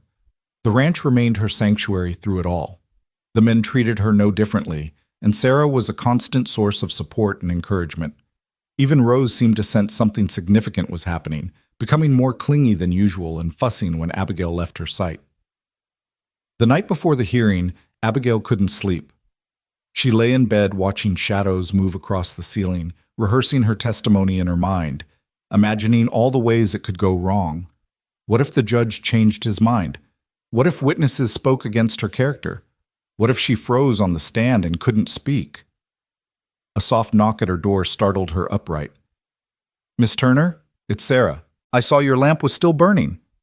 Abigail opened the door to find Sarah standing there in her nightgown and robe, a shawl wrapped around her shoulders against the cool night air. "I couldn't sleep either," Sarah admitted. "Thought you might appreciate some company." They sat together on Abigail's small porch, wrapped in blankets against the chill, and watched the stars wheel slowly overhead. Sarah didn't offer empty reassurances or try to minimize Abigail's anxiety. She simply sat with her, a quiet presence that somehow made the fear more bearable. "Whatever happens tomorrow," Sarah said eventually, "you're going to be fine. You've already proven you can survive the worst. This is just one more challenge. What if I lose? Then you'll still have your job here, still have Rose, still have people who care about you. The land would be nice to have, but it's not what defines your worth or your future. You define that, Abigail. Not a judge, not a piece of property, not what anyone else thinks or says, just you." The hearing was scheduled for 10 o'clock in the morning. Abigail dressed carefully in her best dress, the green one she'd worn to the harvest dance, still the finest thing she owned. Sarah helped her pin up her hair in a style that was both neat and flattering, and Mrs. Henley arrived early to look after Rose during the proceedings. The courthouse was already crowded when Abigail arrived with Jonah and Sarah. Apparently, a breach of promise case was entertainment enough to draw a sizable audience, and Abigail felt her courage wavering as she took in all the curious faces. But Jonah's hand at her elbow was steady, and Sarah's presence on her other side gave her strength. Judge Morrison called the proceedings to order with a sharp rap of his gavel, and suddenly it was all real and immediate. The judge reviewed the case briefly, then called Abigail to testify. Her legs felt weak as she made her way to the front of the courtroom, but she forced herself to stand tall, to meet the judge's eyes with as much confidence as she could muster. The questioning was thorough, but not unkind. Judge Morrison walked her through the entire sequence of events, her arrangement with the matchmaker, the exchange of letters, her journey to Texas, and the abandonment. He asked her to read portions of Brennan's letters aloud, and Abigail's voice shook as she recited the promises he'd made and then broken. "And when you arrived at the station, Mr. Brennan was not there to meet you?" "No, Your Honor. The station master told me he'd left for California the day before." "And he left you with no means of support, no arrangements for your care?" "He left a note with $20 and suggested I return to Philadelphia." Abigail's voice grew stronger as anger replaced fear, as if $20 could undo 800 miles of travel and rebuild a life I'd already left behind. "What happened then?" "Mrs. Henley and her niece Caroline were kind enough to help me. Mrs. Henley gave me a room at her boarding house, and Caroline connected me with Sarah Carver, who told her brother, Mr. Jonah Carver, about my situation. He offered me employment at his ranch. And you've been working there since? Yes, Your Honor, as housekeeper and cook. Judge Morrison made some notes, then looked up. I'd like to call Mr. Jonah Carver to testify. Jonah moved to the front with his characteristic calm confidence. The judge asked him about Abigail's employment, her character, and her work ethic. Jonah's answers were direct and unembellished. Miss Turner is one of the most capable and reliable workers I've ever employed. She's skilled in all aspects of household management, and she approaches every task with dedication and competence. Her personal circumstances have no bearing on her professional abilities or her character. In your opinion, Mr. Carver, has Miss Turner suffered damages as a result of Mr. Brennan's breach of promise? Absolutely. She incurred significant expense traveling here based on his proposal. She was left stranded in a strange town with no resources and a young child to care for. She's been subjected to public scrutiny and judgment because of his abandonment. If that doesn't constitute damages, I don't know what would. After Jonah stepped down, Mrs. Henley was called to testify. She was characteristically direct, describing Abigail's arrival and the cruel gossip that had immediately surrounded her. That young woman has shown more courage and grace than most people will demonstrate in a lifetime, Mrs. Henley declared. She deserves justice, and more importantly, she deserves respect for how she's handled an impossible situation. The hearing lasted nearly 3 hours, with various witnesses called to establish timelines and verify facts. Through it all, Abigail sat with her hands folded in her lap, trying to appear calm even as her heart raced. Some of the spectators watched with obvious sympathy, while others looked disapproving, and she tried not to think about what they might be saying about her later. Finally, Judge Morrison called for closing arguments. Since Brennan had not appeared and had no representation, this consisted mainly of the judge summarizing the evidence and the relevant law. Then he leaned back in his chair, steepled his fingers, and regarded Abigail thoughtfully. Miss Turner, I've heard testimony today that paints you as both a victim of unfortunate circumstances and a woman of considerable strength and character. I believe both characterizations are accurate. Mr. Brennan made you a formal proposal of marriage. You accepted in good faith and acted on that acceptance at considerable personal and financial cost. And he then breached that agreement without justification or adequate compensation. Under Texas law, this constitutes a clear breach of promise, and you are entitled to remedies. Abigail held her breath, barely daring to hope. Therefore, I'm ruling in your favor. Mr. Brennan's property, 43 acres located in the north section, is hereby transferred to you as compensation for damages suffered. Additionally, I'm awarding you $100 in additional damages to cover your travel expenses and other costs incurred. The total value of this judgment is approximately $400. The gavel came down with a sharp crack, and the courtroom erupted in murmurs and whispers. Abigail sat frozen, unable to process what had just happened. She'd won. She actually won. She owned land. She had money. She had justice. Sarah's arms came around her, pulling her into a tight embrace. You did it, Sarah whispered fiercely. I'm so proud of you. Jonah appeared beside them, his expression warm with approval. Congratulations, Miss Turner. Well deserved. The next hour passed in a blur of paperwork and explanations as Judge Morrison's clerk walked Abigail through the formalities of property transfer and the process for collecting her monetary damages. People approached her with mixed reactions, some offering genuine congratulations, others barely concealing their disapproval. But Abigail found she didn't care what they thought. She'd stood up for herself, had demanded justice, and received it, and that mattered more than any amount of gossip or judgment. By the time they returned to the ranch that afternoon, Abigail felt simultaneously exhausted and exhilarated. Rose was ecstatic to see her, and Abigail held her daughter close, breathing in her sweet baby scent and feeling the solid reality of what she'd accomplished. You own land now, Sarah said that evening over supper, her voice full of wonder. Actual property in your own name. Do you realize how rare that is for a woman? I'm still trying to process it, Abigail admitted. It doesn't feel real yet. What are you going to do with it? Charlie asked, his young face bright with curiosity. I don't know. I haven't even seen it yet. We could ride out there this Sunday, Jonah suggested. Let you get a look at your property, see what you're working with. The land's not much, but it's yours, and that's what matters. Sunday arrived with perfect autumn weather. crisp and clear, with a sky so blue it almost hurt to look at.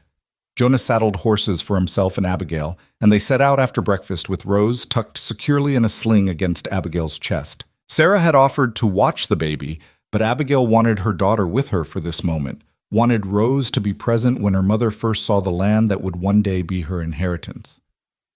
The ride took about an hour, following a rough trail that wound through scrubland and rocky outcroppings. Jonah was right, it wasn't prime land. But when they crested a small rise and Abigail could see the full extent of her property spread out before her, she felt something catch in her throat. It was hers.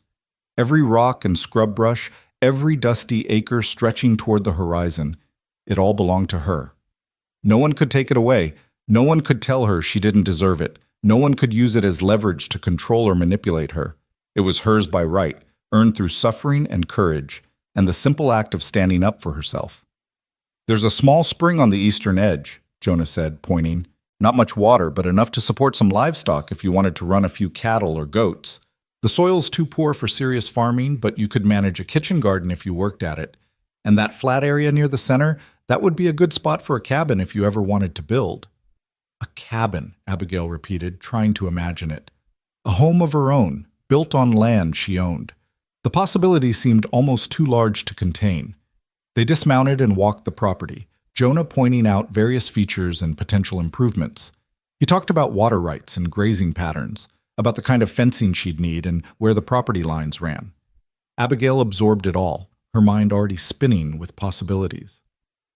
"You're thinking," Jonah observed, a slight smile playing at his lips. "I can practically see the wheels turning." "I'm thinking about the future," Abigail admitted, "about what this could become. What it could mean for Rose. This land, it's more than just property. It's security. It's independence. It's proof that I'm more than the worst thing that ever happened to me." "You've always been more than that," Jonah said quietly. "Some of us could see it from the beginning." Their eyes met, and something passed between them, something warm and charged that made Abigail's breath catch. For a moment, standing there on her own land with her daughter against her chest and this good, steady man beside her, Abigail allowed herself to imagine a different kind of future. One that included more than just survival, more than just getting by. One that included partnership and maybe even love. But the moment passed, and Jonah looked away, clearing his throat. "We should head back. Gonna be dark soon, and the trail's tricky in low light." The ride back to the ranch was quiet, both of them lost in their own thoughts. By the time they arrived, the sun was setting in a blaze of orange and pink, and Abigail felt the exhaustion of the day catching up with her. She thanked Jonah for taking her to see the land, then retreated to her cabin with Rose, needing time alone to process everything. As she prepared for bed that night, Abigail's mind kept returning to that moment on her property, to the warmth in Jonah's eyes, and the possibility that had hung unspoken between them. She told herself firmly that she was reading too much into it, that Jonah was simply being kind and supportive as he'd been from the beginning. But part of her, a part she was trying very hard to ignore, wondered if maybe, just maybe, there was something more there. The following weeks settled into a new normal. Abigail continued her work at the ranch, but now she did so with the knowledge that she had options, that she wasn't dependent solely on Jonah's continued goodwill for her survival. The land was always there in the back of her mind, a promise of future possibilities. She began making plans, tentative at first but growing bolder with time. Maybe next spring she could build a small cabin on the property, something modest but sturdy. She could run a few chickens, plant a garden, create a home that was truly hers. It wouldn't be easy, nothing worthwhile ever was, but it was possible, and that made all the difference. Winter arrived gradually, bringing cooler temperatures and occasional rains that turned the dusty ranch roads into mud. Rose celebrated her first birthday in early December, and Abigail made her a small cake that the entire ranch celebrated together. Watching her daughter smash frosting into her face while the ranch hands laughed and cheered, Abigail felt a contentment she'd never experienced before. This strange, makeshift family they'd assembled, Sarah and Jonah and the various hands, Mrs. Henley and Caroline visiting regularly, had become more real and supportive than her blood family had ever been. Christmas approached, and Sarah insisted on celebrating properly. She and Abigail spent days preparing special meals and baking treats, decorating the main house with pine boughs and candles. On Christmas Eve, the entire ranch gathered for a feast that lasted hours, with gifts exchanged and songs sung around the fireplace. Jonah gave Abigail a leather-bound journal, its pages blank and waiting. "For planning your future," he said simply. "Figured you might want somewhere to write down your ideas about the property, about what you want to build there." It was a thoughtful gift, more personal than anything she'd expected, and Abigail felt tears pricking at her eyes as she thanked him. She'd gotten him a new leather belt she'd tooled herself during her limited free time, and the pleasure on his face when he opened it made the hours of work worthwhile. That night, lying in bed with Rose asleep beside her and the journal on her nightstand, Abigail thought about how far she'd come. 6 months ago, she'd been standing on a train platform with nothing but a trunk of worn clothes and a baby in her arms, abandoned and alone and terrified. Now she had work she was proud of, friends who valued her, land of her own, and a future that felt full of possibility rather than dread. She opened the journal and wrote her first entry. "This is not the life I planned, but it is becoming a life I'm proud of. That has to count for something." The new year brought unexpected developments. In late January, a letter arrived from California, not for Abigail, but for Judge Morrison, forwarded to the ranch because it concerned her case. Thomas Brennan had died in a mining accident, leaving behind no family and, surprisingly, a small amount of money in property claims that were now, technically, Abigail's as the holder of a judgment against him. "It's not much," Judge Morrison explained when Abigail and Jonah met with him.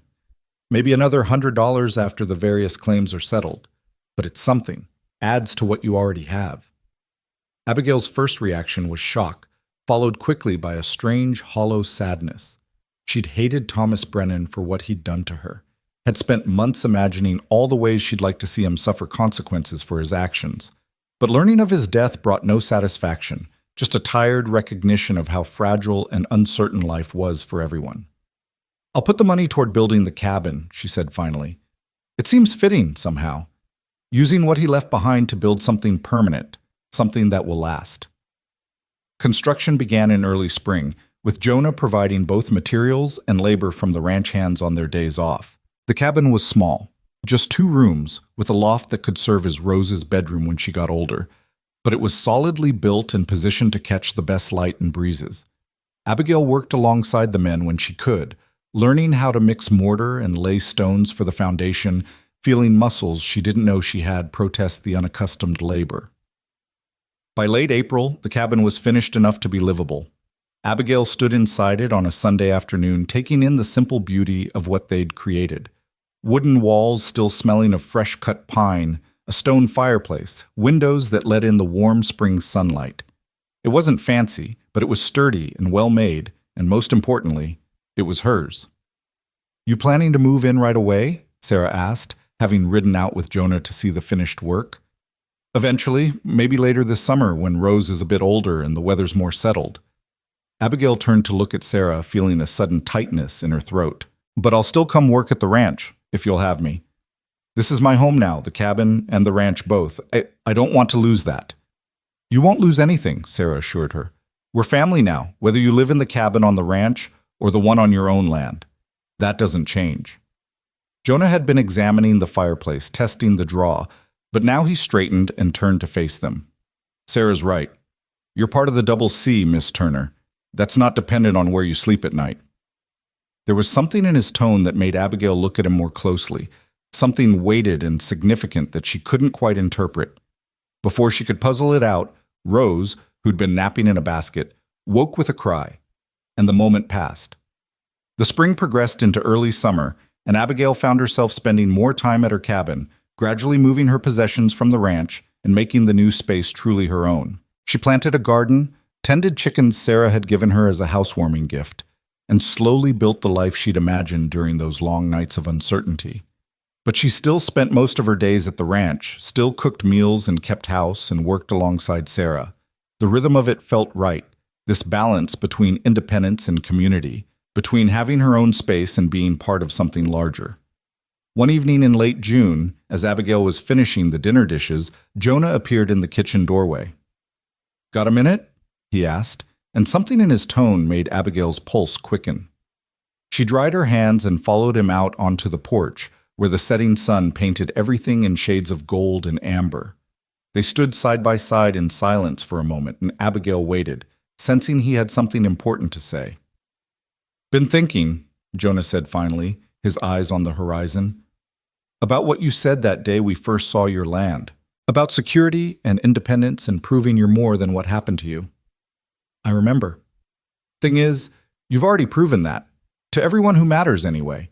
You've built something here, not just the cabin, but a life. A good life for yourself and Rose. You should be proud of that." "I am," Abigail said softly. "More than I ever thought possible." Jonah turned to face her then, and the expression in his eyes made her breath catch. "I know we agreed when you came here that this was just employment, nothing more. And I know your situation's complicated, that you've got Rose to think about and a past that still colors how people see you. But Miss Turner, Abigail, I need you to know that I don't see you that way. Haven't for a long time now." Abigail's heart was pounding so hard she thought he must be able to hear it. "How do you see me?" "As the strongest person I know, as someone who makes everything around her better just by being in it. As someone I look forward to seeing every morning and hate saying goodbye to every night." He paused, seeming to gather his courage. "As someone I'd very much like to court, if you'd be willing to consider it." Of all the possibilities Abigail had imagined for her future, this had never truly been among them.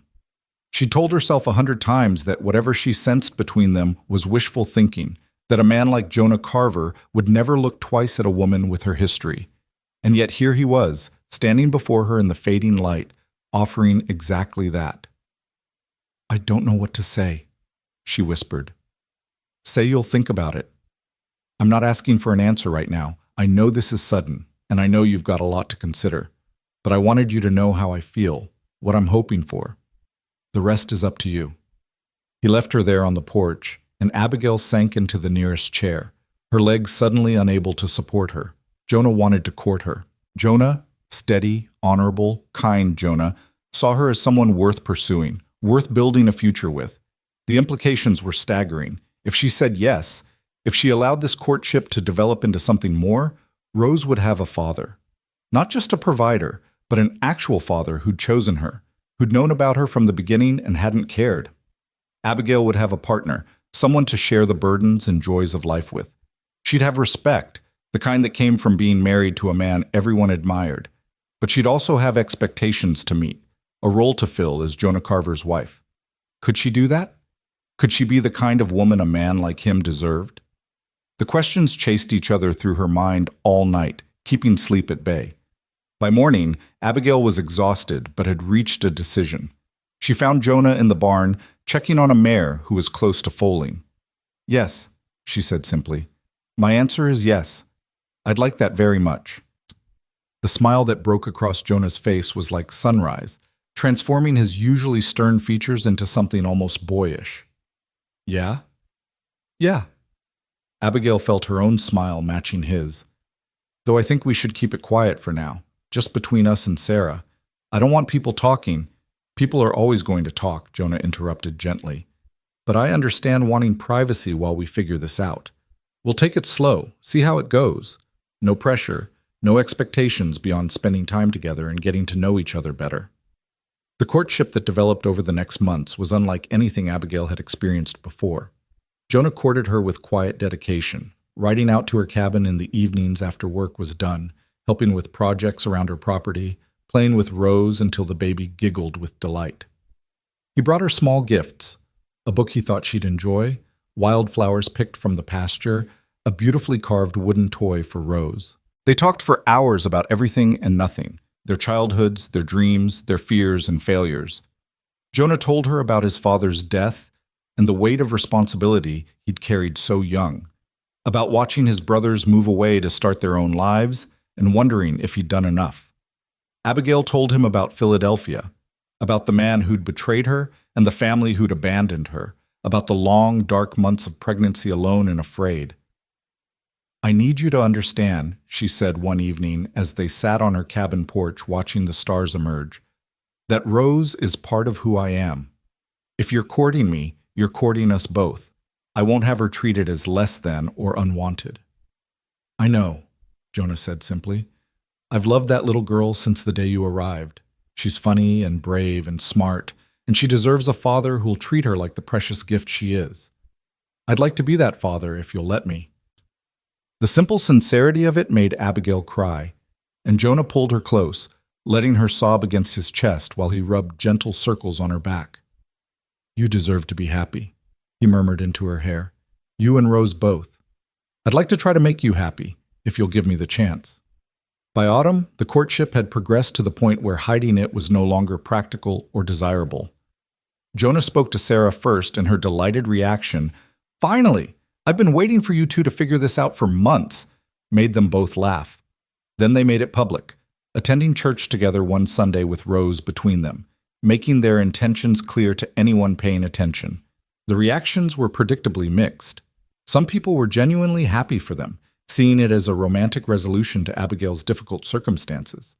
Others whispered that Jonah was making a mistake, that he was settling for damaged goods, that he'd regret taking on another man's child. But the Double C stood firm in their support, and Willow Creek's gossips gradually found other topics to occupy their attention. In November, on a crisp evening with winter approaching fast, Jonah proposed properly. He knelt in Abigail's cabin, Rose playing nearby, and asked Abigail to be his wife with simple words and a ring that had belonged to his mother. "I know I'm not the life you planned," he said. "I know this isn't the story you imagined for yourself. But I love you, Abigail Turner, and I love Rose, and I'd be honored if you'd let me spend the rest of my life proving that to you." Through happy tears, Abigail said yes. Yes to this good man, to this unexpected love, to this future she'd never dared to imagine. Yes to all of it. They married on Christmas Eve, in the small church on the edge of Willow Creek. Sarah stood as matron of honor, and Charlie, dear, loyal Charlie, gave Abigail away when she mentioned having no family to do so. Rose was there too, now a sturdy toddler taking her first steps, carried down the aisle in Mrs. Henley's arms. The ceremony was simple but beautiful, and when Jonah kissed his bride, the small gathering applauded with genuine warmth. After, there was a celebration at the ranch, food and music and dancing that lasted well into the night. And when it was finally over and Jonah carried Abigail across the threshold of the main house, their house now, their home, she looked back at the journey that had brought them here and felt nothing but gratitude. Years passed. The Double C prospered under their joint management, and Rose grew into a confident, capable girl who called Jonah Papa and never questioned that he'd chosen her just as much as her mother. They had more children, 2 boys who looked like their father and a daughter who had Abigail's eyes, and the house rang with laughter and life. Abigail's cabin on her own land became a refuge of sorts, a place she'd take abandoned women and their children when they appeared in town with nowhere to go. She'd house them, help them find work, show them that survival was possible and that one mistake didn't have to define an entire life. It became known in the region as a place of second chances, and the women who passed through always spoke of it with gratitude and hope. One evening, years after that first terrible day at the train station, Abigail stood on the porch of the ranch house, watching the sunset paint the sky in brilliant colors. Jonah came up behind her, wrapping his arms around her waist and resting his chin on her shoulder. "Thinking about something?" he asked. "Just remembering," Abigail said softly. "Remembering standing on that platform with Rose and no hope and no future. Remembering how scared I was, how certain I was that everything was over. And now? Now I'm standing here with you, in a home full of children and love and purpose. Now I have a life I'm proud of, a legacy I'm building, a future that's bright and full of possibility." She turned in his arms to face him. "Now I know that sometimes the worst moments lead to the best outcomes, if we're brave enough to keep going." Jonah kissed her, gentle and deep, and Abigail thought about the young woman she'd been, desperate and abandoned and alone. She thought about the choices that woman had made, the courage it had taken to survive. And she silently thanked her, that younger version of herself who'd refused to give up, who'd kept fighting when it would have been so much easier to quit. Because that young woman's courage had led to this, to love and family and home, to second chances given and received, to a life rich with meaning and purpose. It hadn't been the life planned or expected, but it was the life earned, and that made it precious beyond measure. As the stars began to appear overhead and children's laughter drifted from inside the house, Abigail Turner Carver held her husband close and felt the warm weight of a life well lived settling over her shoulders like a blessing. She'd been left at a station with nothing but fear and a baby. A cowboy had said, "Let me hold you both." And from that simple offer, everything had changed.